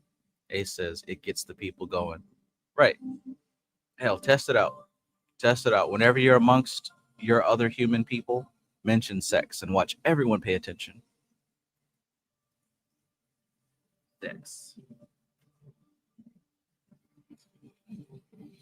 Okay, so sublimation, which is basically the process of transmuting certain energies. Just like you can have a child who grows up, innocent kid doing innocent kid stuff. Then all of a sudden, you start to hit puberty, and what's happening here? These hormones begin to awaken, don't they? And like I said, the human race is a race of breeding and working the land. That's what the human animal is for, breeding and working the land. So when it comes to that breeding aspect, the hormones kick in. And typically the human is motivated by sex, right? Males are motivated to achieve and acquire so that they can have access to sex. And females typically condition themselves to attract the best mate with the best genetics. Now, everyone will say that, oh, not me, I'm different, I'm better, I'm more intelligent. But I would like to invite you to look deeper into yourself. Anyways, as the child begins to have these hormones activating, that sexual nature begins to wake up. But guess what? A child doesn't understand how life goes, doesn't understand these processes. So they're not capable of making mature decisions. So what do we do as a society?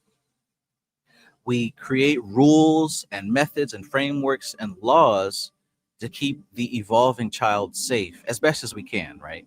Best as we can.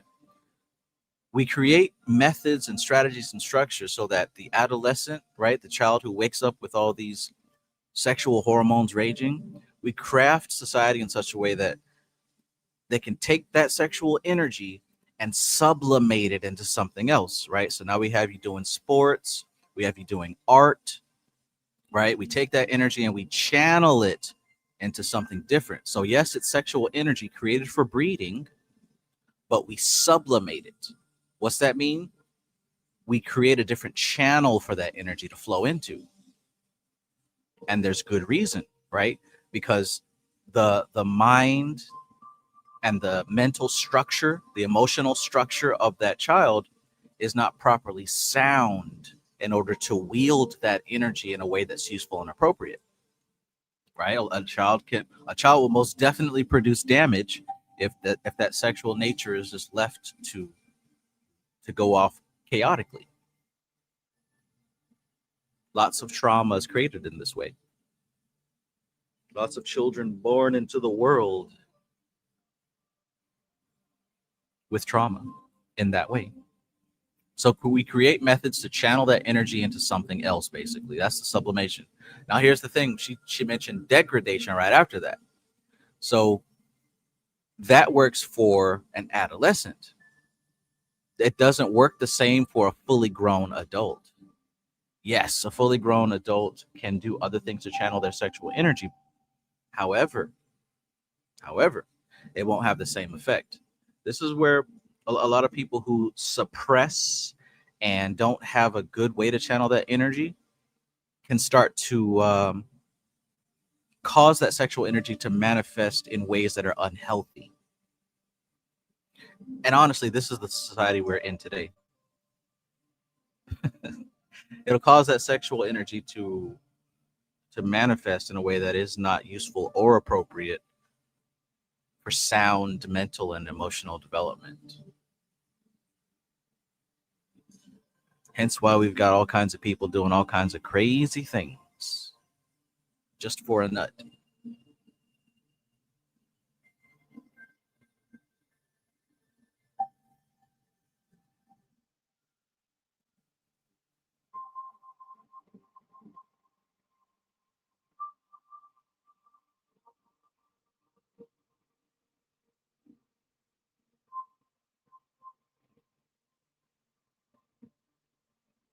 In any case, the process of evolving a new aspect of a checked force is called sublimation. So we're creating a new channel. Boom, there you got it, Zero. That's exactly the type of thing I'm talking about. The professional gooner. Exactly.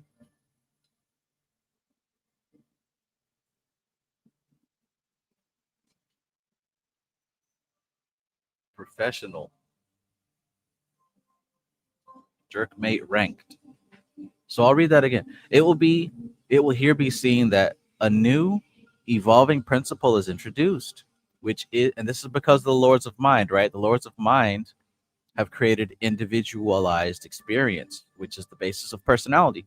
It will here be seen that a new evolving principle is introduced, which is that the checking of progress in one direction by preventing it from becoming more elaborate upon the original type, right? Sublimation lifts or sublimates it to a new aspect. If, however, the checking be too long continued, it would cause it to revert to a more primitive type. That's what I mean. This, however, cannot occur at the present phase because the synthesis of forces upon these planes is perfect, but is merely referred to in passing in order that the correspondences may be seen. The process of evolving a new aspect of a checked force is called sublimation. The process of returning to a simpler type of evolution is called degradation and is always harmful because the capacities of reaction acquired at a more advanced level, right? The capacities of reaction acquired at a more advanced level, you get to an advanced level, you have more abilities, right? The capacities of reaction acquired at a more advanced level cannot be controlled or checked by the governing forces of a more primitive state and develop an extreme individualism, thus breaking up the synthesis of force on the plane on which they find themselves.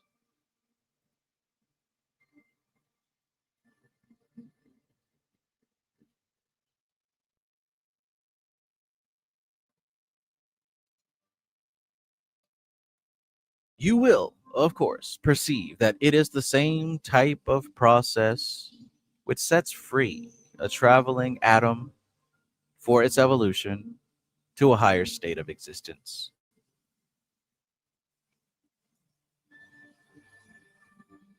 But a traveling atom has completed the circuit before it undergoes this experience and may be termed the child of the cosmos or the universe, as the case may be, born at full term.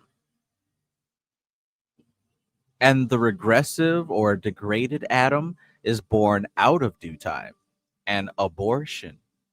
If it lives at all, it lives as a monster. This is the origin of certain types of devil. Mm, that can be unpacked as well.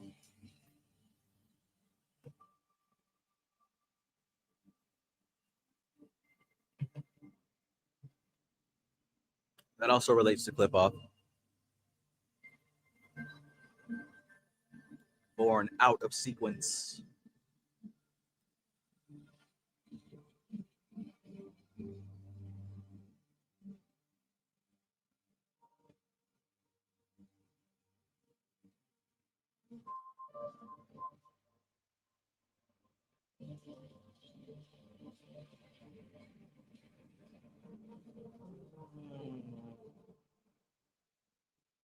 Oh yeah, Ace.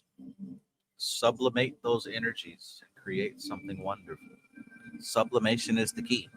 I mean, it's literally harnessing your innate power, harnessing your innate ability, channeling it and converting it into something useful and appropriate. You can do it. I believe in you. This is your time.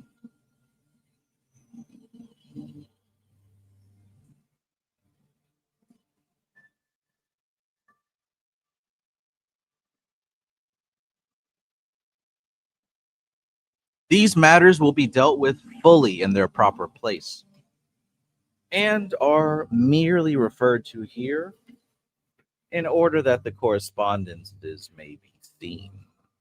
Fortunately, the balance at this phase of evolution we are discussing is perfectly adjusted.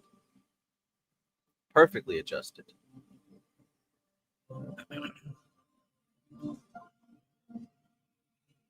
Because the influence of the Logos is the only influence in the universe. Therefore, no such retrogression can take place among the primal swarms. It is to epigenesis in a transition state that we owe the origin of evil in a universe. Epigenesis in a transition state. Still learning how to balance, right? Thus the swarms pass on, the lords of flame leaving behind them galvanic stresses of all types. So the lords of flame was the first class, the angels, the archangels. Thus the swarm passes on. The lords of flame leaving behind them galvanic stresses of all types. The lords of form leaving behind them a sediment of atoms which are built into great spherical shells by the galvanic stresses, so that each plane is dominated by a set of galvanic stresses which develop into a planetary spirit and a set of shells of the matter of other planes held into form or body by that planetary spirit, which develops into a planet, as known to astrology. But be it noted that each planet, although it ultimately possesses matter of all seven planes, has a planetary spirit formed of the stresses of the plane on which it is. Each planet, although it ultimately possesses matter of all seven planes, has a planetary spirit formed of the stresses of the plane on which it is. Thus,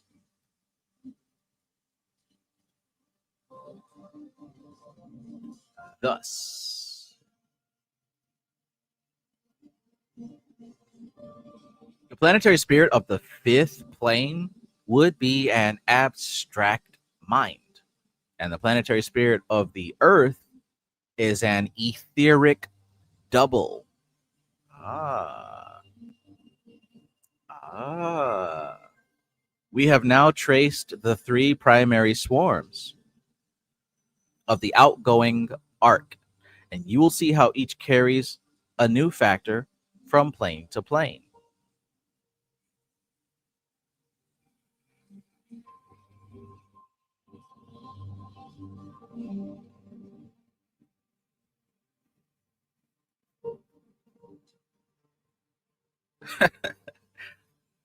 The earth is an etheric body. Isn't that something? The first swarm, the Lords of Flame, do not return to the central point of manifestation until they have completed the round, have been down the planes and back up the planes, and have thus completed their evolution. The second swarm, or Lords of Form, only return to the central point of manifestation after they have recapitulated their evolution and mastered an additional plane.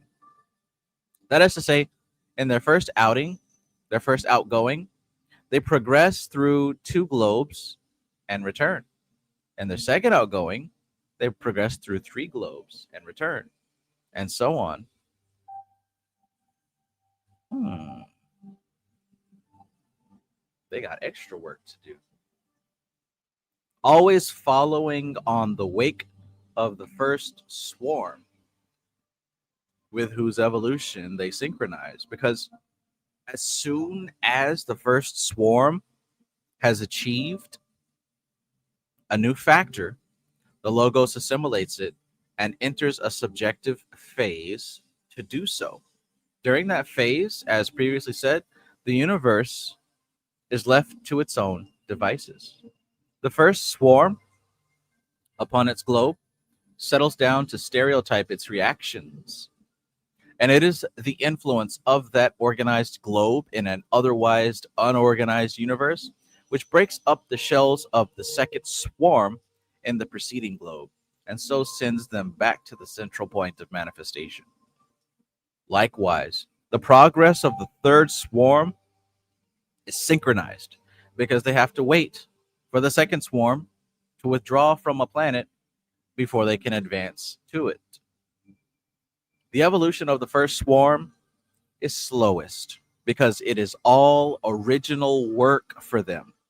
The second swarm occupy much time in their evolution because they are constantly recapitulating and gathering up and breaking in new matter of the different planes, and therefore synchronize well enough with the progress of the first swarm. But the third swarm has much of its evolutionary work already done for it, and therefore has to wait. Hence, it elaborates itself. Elaboration means differentiation, and differentiation means personality. So, what is that going to segue into when she says personality? Where are we headed now? What is the personality versus the individuality?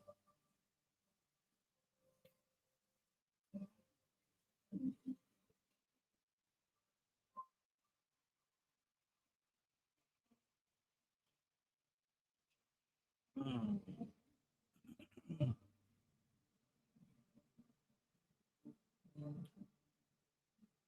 What is the personality in Dion Fortune language?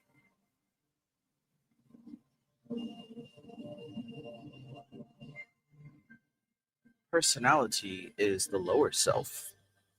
The individuality is the higher self.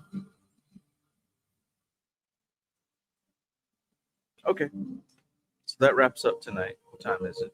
1 o'clock. Yeah.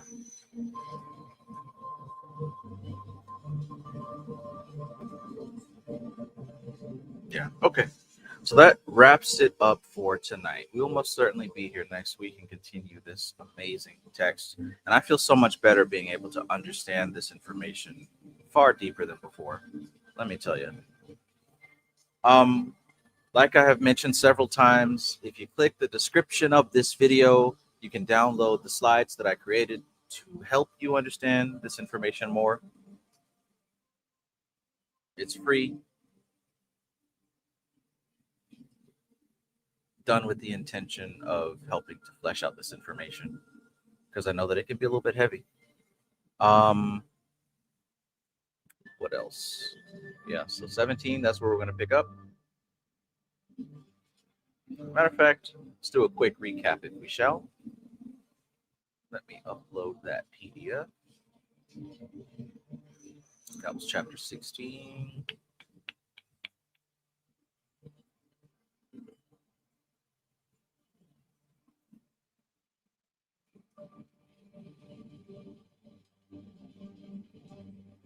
There we are.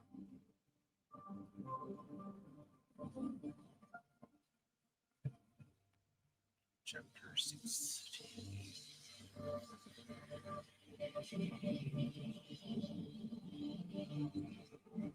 Rodram says, thanks for the slides. My pleasure. My pleasure. So let's do a quick recap of chapter 16, and then we will part ways. The Lords of Flame, Form, and Mind, the three great builders of the solar system. So context for chapter 16, planetary formation, which is building upon the foundation of planetary formation and the descent of divine sparks into matter. 2, 3 primal swarms. Introduces the three great swarms of consciousness that emerged from the solar logos. 3, crystallization into orders. Each swarm crystallizes into a distinct order of lords with specific cosmic functions. Evolutionary guidance. These lords guide and shape all evolutionary development throughout the solar system. The Lords of Flame. First beings to descend into manifestation, bearing the pure essence of creative fire and primordial will.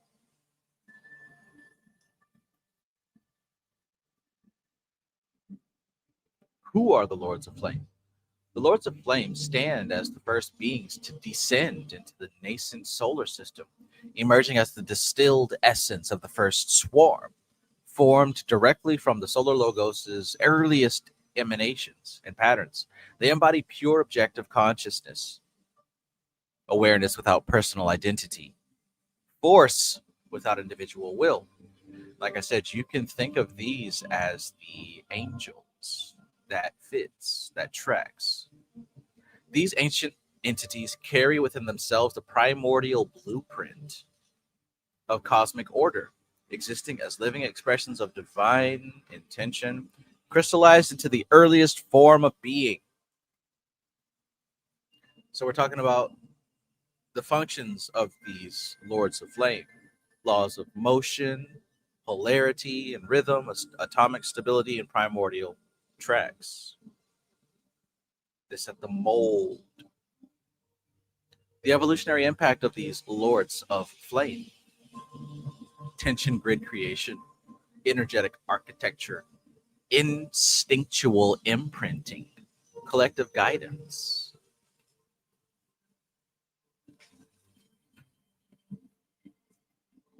The Lords of Form, the second class, the second wave, builders of bodies and vehicles, crystallizing consciousness into structured patterns across every plane of existence.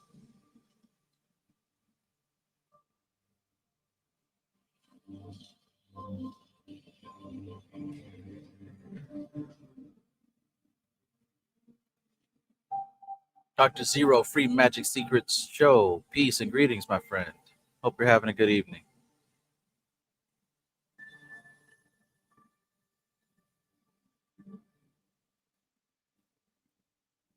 So, emerging from the second swarm, the Lords of Form experience friction and resistance as they move between the planes of existence. Their consciousness begins as subjective experience, a profound shift from the objective awareness of the Flame Lords.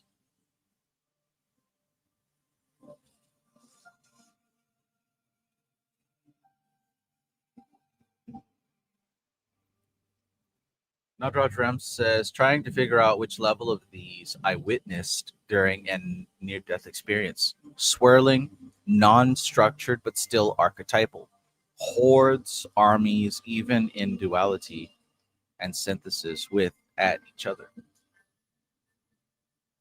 Interesting. If I had to guess merely based on what you typed, I would say Lords of Form. If I had to just guess based on what you said, and it was one of these three, I would say the second. Because the first class had nothing to work with, so we're dealing with pure archetypal energy. We're talking about the world of Bria, right? Because you got these four worlds: Absolute, Bria, Yetzirah, Asaya. I would say the Lords of Form are dealing with Yetzirah. They're dealing with the interlinking of different vehicles, the different planes, the different bodies, physical, etheric, astral, all these different patterns, and giving the archetypes life, so to speak, but not quite individualized. We're still dealing with groups. That's why when you said hordes and armies, that would be my guess. Well, the emerging from the second swarm, the Lords of Form experience friction and resistance as they move between the planes of existence. Their consciousness begins as subjective experience, a profound shift from the object of awareness of the Flame Lords. These beings stabilize after long periods of oscillation between higher and lower planes. Long periods of oscillation between higher and lower planes. So again, they're constantly traveling up and down, up and down, up and down between the different planes of existence, weaving connective thread.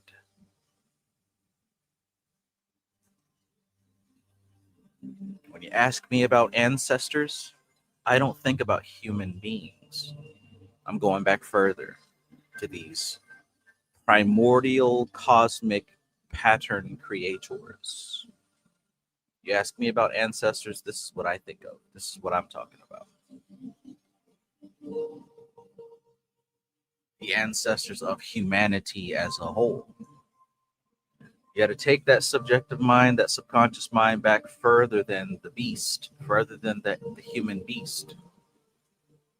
Because where your beginning of the story lies is going to determine the ending of your story.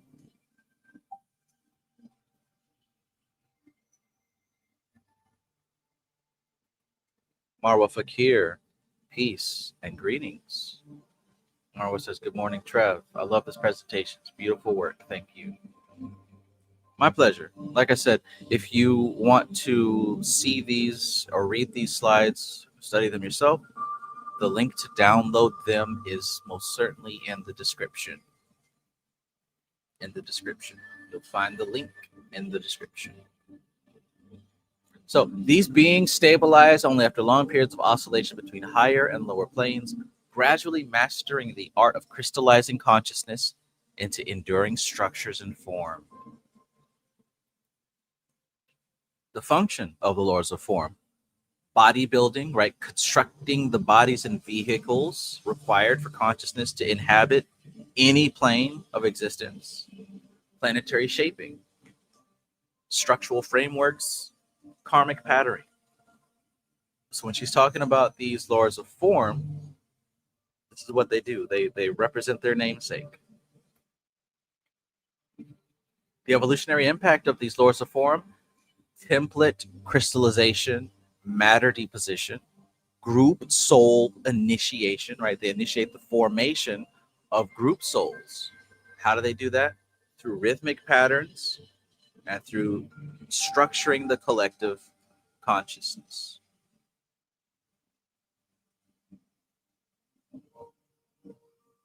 Now let's talk about that third group, the Lords of Mind. OIOXVII33 asks, is this Dion Fortune the cosmic doctrine? Absolutely. Absolutely. Absolutely. Absolutely.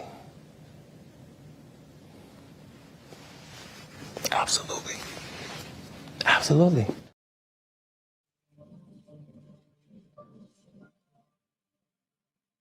The Lords of Mind, masters of individuality and creative innovation, awakening the spark of self aware consciousness in all things. Who are the Lords of Mind? They represent the highest expression of the third swarm. The Lords of Mind are the first beings in our system to possess true individuality. They're masters of epigenesis. And this word has come up many times in today's live stream. Epigenesis. You learned a new word today. The capacity for creative deviation from established patterns. We're talking about free will. These advanced entities possess fully reflective objective consciousness, combining the objective awareness of the Flame Lords with the earned wisdom of subjective experience. So because of that, they transcend both objective and subjective awareness to achieve true self-awareness. Self-awareness. Now, the function of the Lords of Mind: individual initiation, free will activation, and differentiation. The Lords of Mind awaken the spark of individuality in younger beings, tuning them to higher rhythms and frequencies. They create the mental architecture of evolution itself, serving as initiators on the ascending arc of consciousness development. Absolutely. So, three orders compared. And by the way, person who just joined, OIOXVII33, if you'd like to download these slides for further scrutiny, you can click the link in the bio, download them for free. All yours. Just make sure to come back next Saturday and let us know how this information helped you to understand the content or didn't. So the three orders compared: the Lords of Flame, their origin is the first swarm. Their primary function is to establish cosmic law, force, and polarity. Their evolutionary impact was to create the fundamental template and energetic grid for all existence. The Lords of Form, they came from the second swarm. Their primary function was to build structure, bodies, and embodiment vehicles all across the planes. Their evolutionary impact was to construct physical and etheric forms, the substance of worlds, and group consciousness. The Lords of Mind, their origin is the third swarm. Primary function: awaken thought, individuality, creative will. Their evolutionary impact is to guide conscious evolution, innate individual development, and to transmit higher awareness. Finally, why these lords matter. The three orders of lords represent three successive stages of solar evolution, and their archetypal patterns exist within every soul incarnating in this system. So understanding their sequence illuminates the path of all manifestation. All of it. Force, the Lords of Force. Flame, Lords of Flame, establish the energetic foundation. The Lords of Form govern form. They form, crystallize the structure and substance. And the Lords of Mind, they give us function. Mind awakens identity and purpose. Force, form, and function. Positive, negative, neutral. Rajas, Tamas, and Sattva.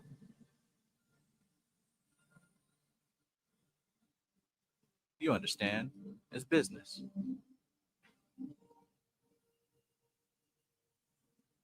Ruler of heaven and earth and every goddamn thing in between.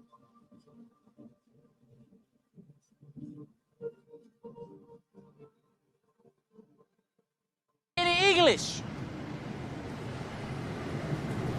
Do you understand the words that are coming out of my mouth?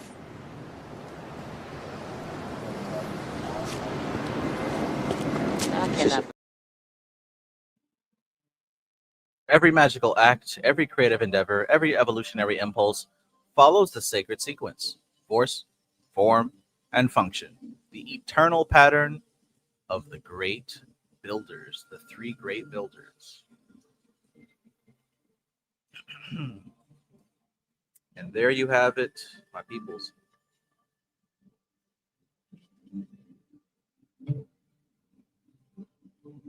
There you have it.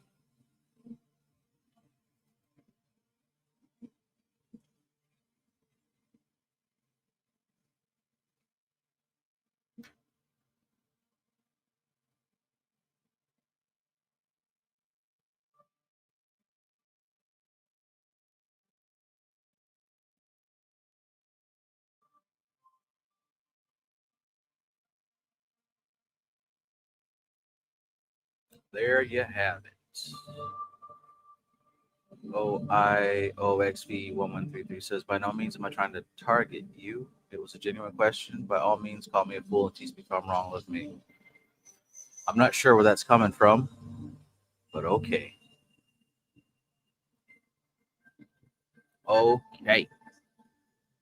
Zero says the third is always the correspondence atom. Absolutely. Absolutely. Absolutely. Hey, this motherfucker, do you speak it? You don't understand the words that are coming out of my mouth. All right, guys. Hope you had fun. Hope you learned something today. Enjoy this timeline shifting. Reality as we know it is falling apart, unraveling at the seams, and I love it. I'm here for it. Hopefully you're enjoying the ride as well. All right. All right. That's it. That's the end of the show. Any questions? Any comments? Anything that you'd like to share based on what you learned? You let me know. You let me know. In the meantime, I'm going to enjoy my coffee and I'm going to wait patiently for my bacon scented essential oil. Hopefully it smells like bacon. If not, I'm gonna leave a 1-star review on that Amazon. You better believe it.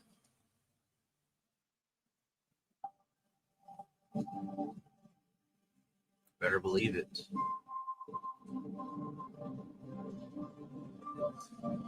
Well, thank you very much. Cosmic Puzzle Piece says this was delicious. Absolutely, absolutely, man. I love this book. I love Dion Fortune's mind. I'm grateful that she left behind a trail in the ethers. Apparently, she was extremely talented at creating entities and sending them out. Based on what she teaches, I can see. I can only imagine what this woman was capable of. I can only imagine what it was like being in her presence as far as the wisdom. The wisdom. The fact that she's still teaching even to this day. I tell you what. Thank you, thank you.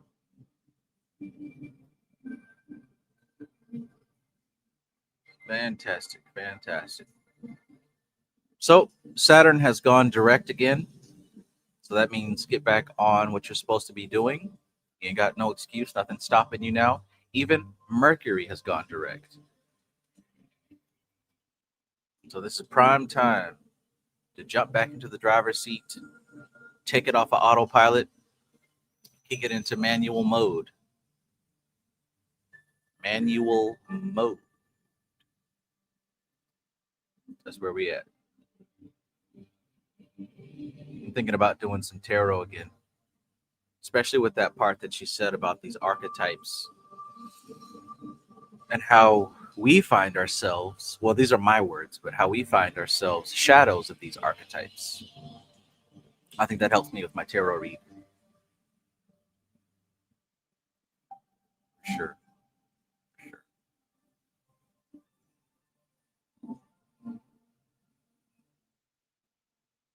All right. All right.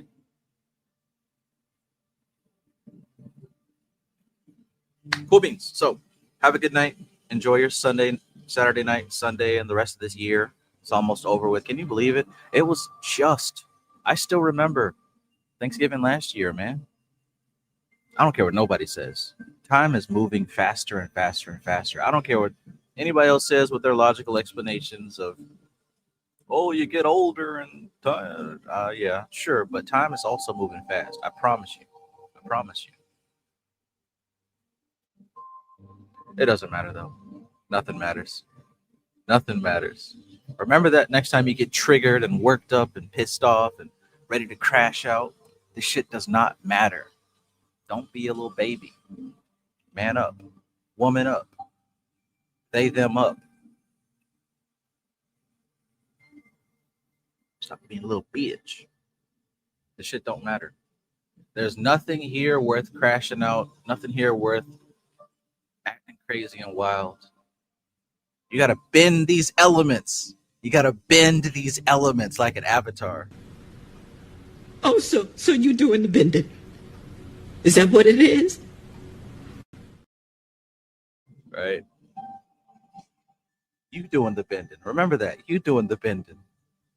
Or to put it in Magus terms, I control the context. Say it yourself. I control the context. You write the story.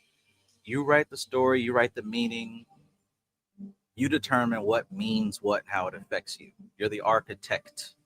You are the Magus. So act like it. It's nobody else's fault. You don't have anybody to blame. You don't have anything else to blame. You write the story.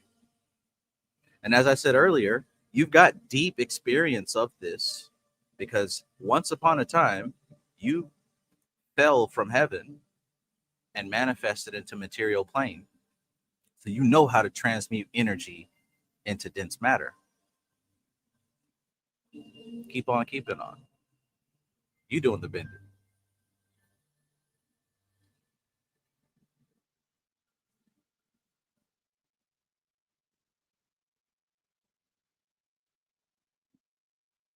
All right.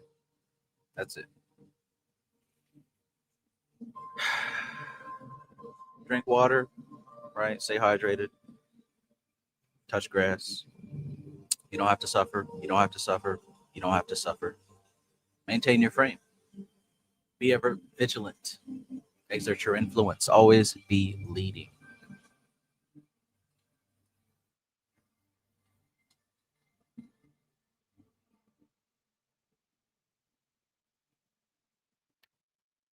This is TK Trav, aka Travis Magus, here with LVX777. I love you. Peace.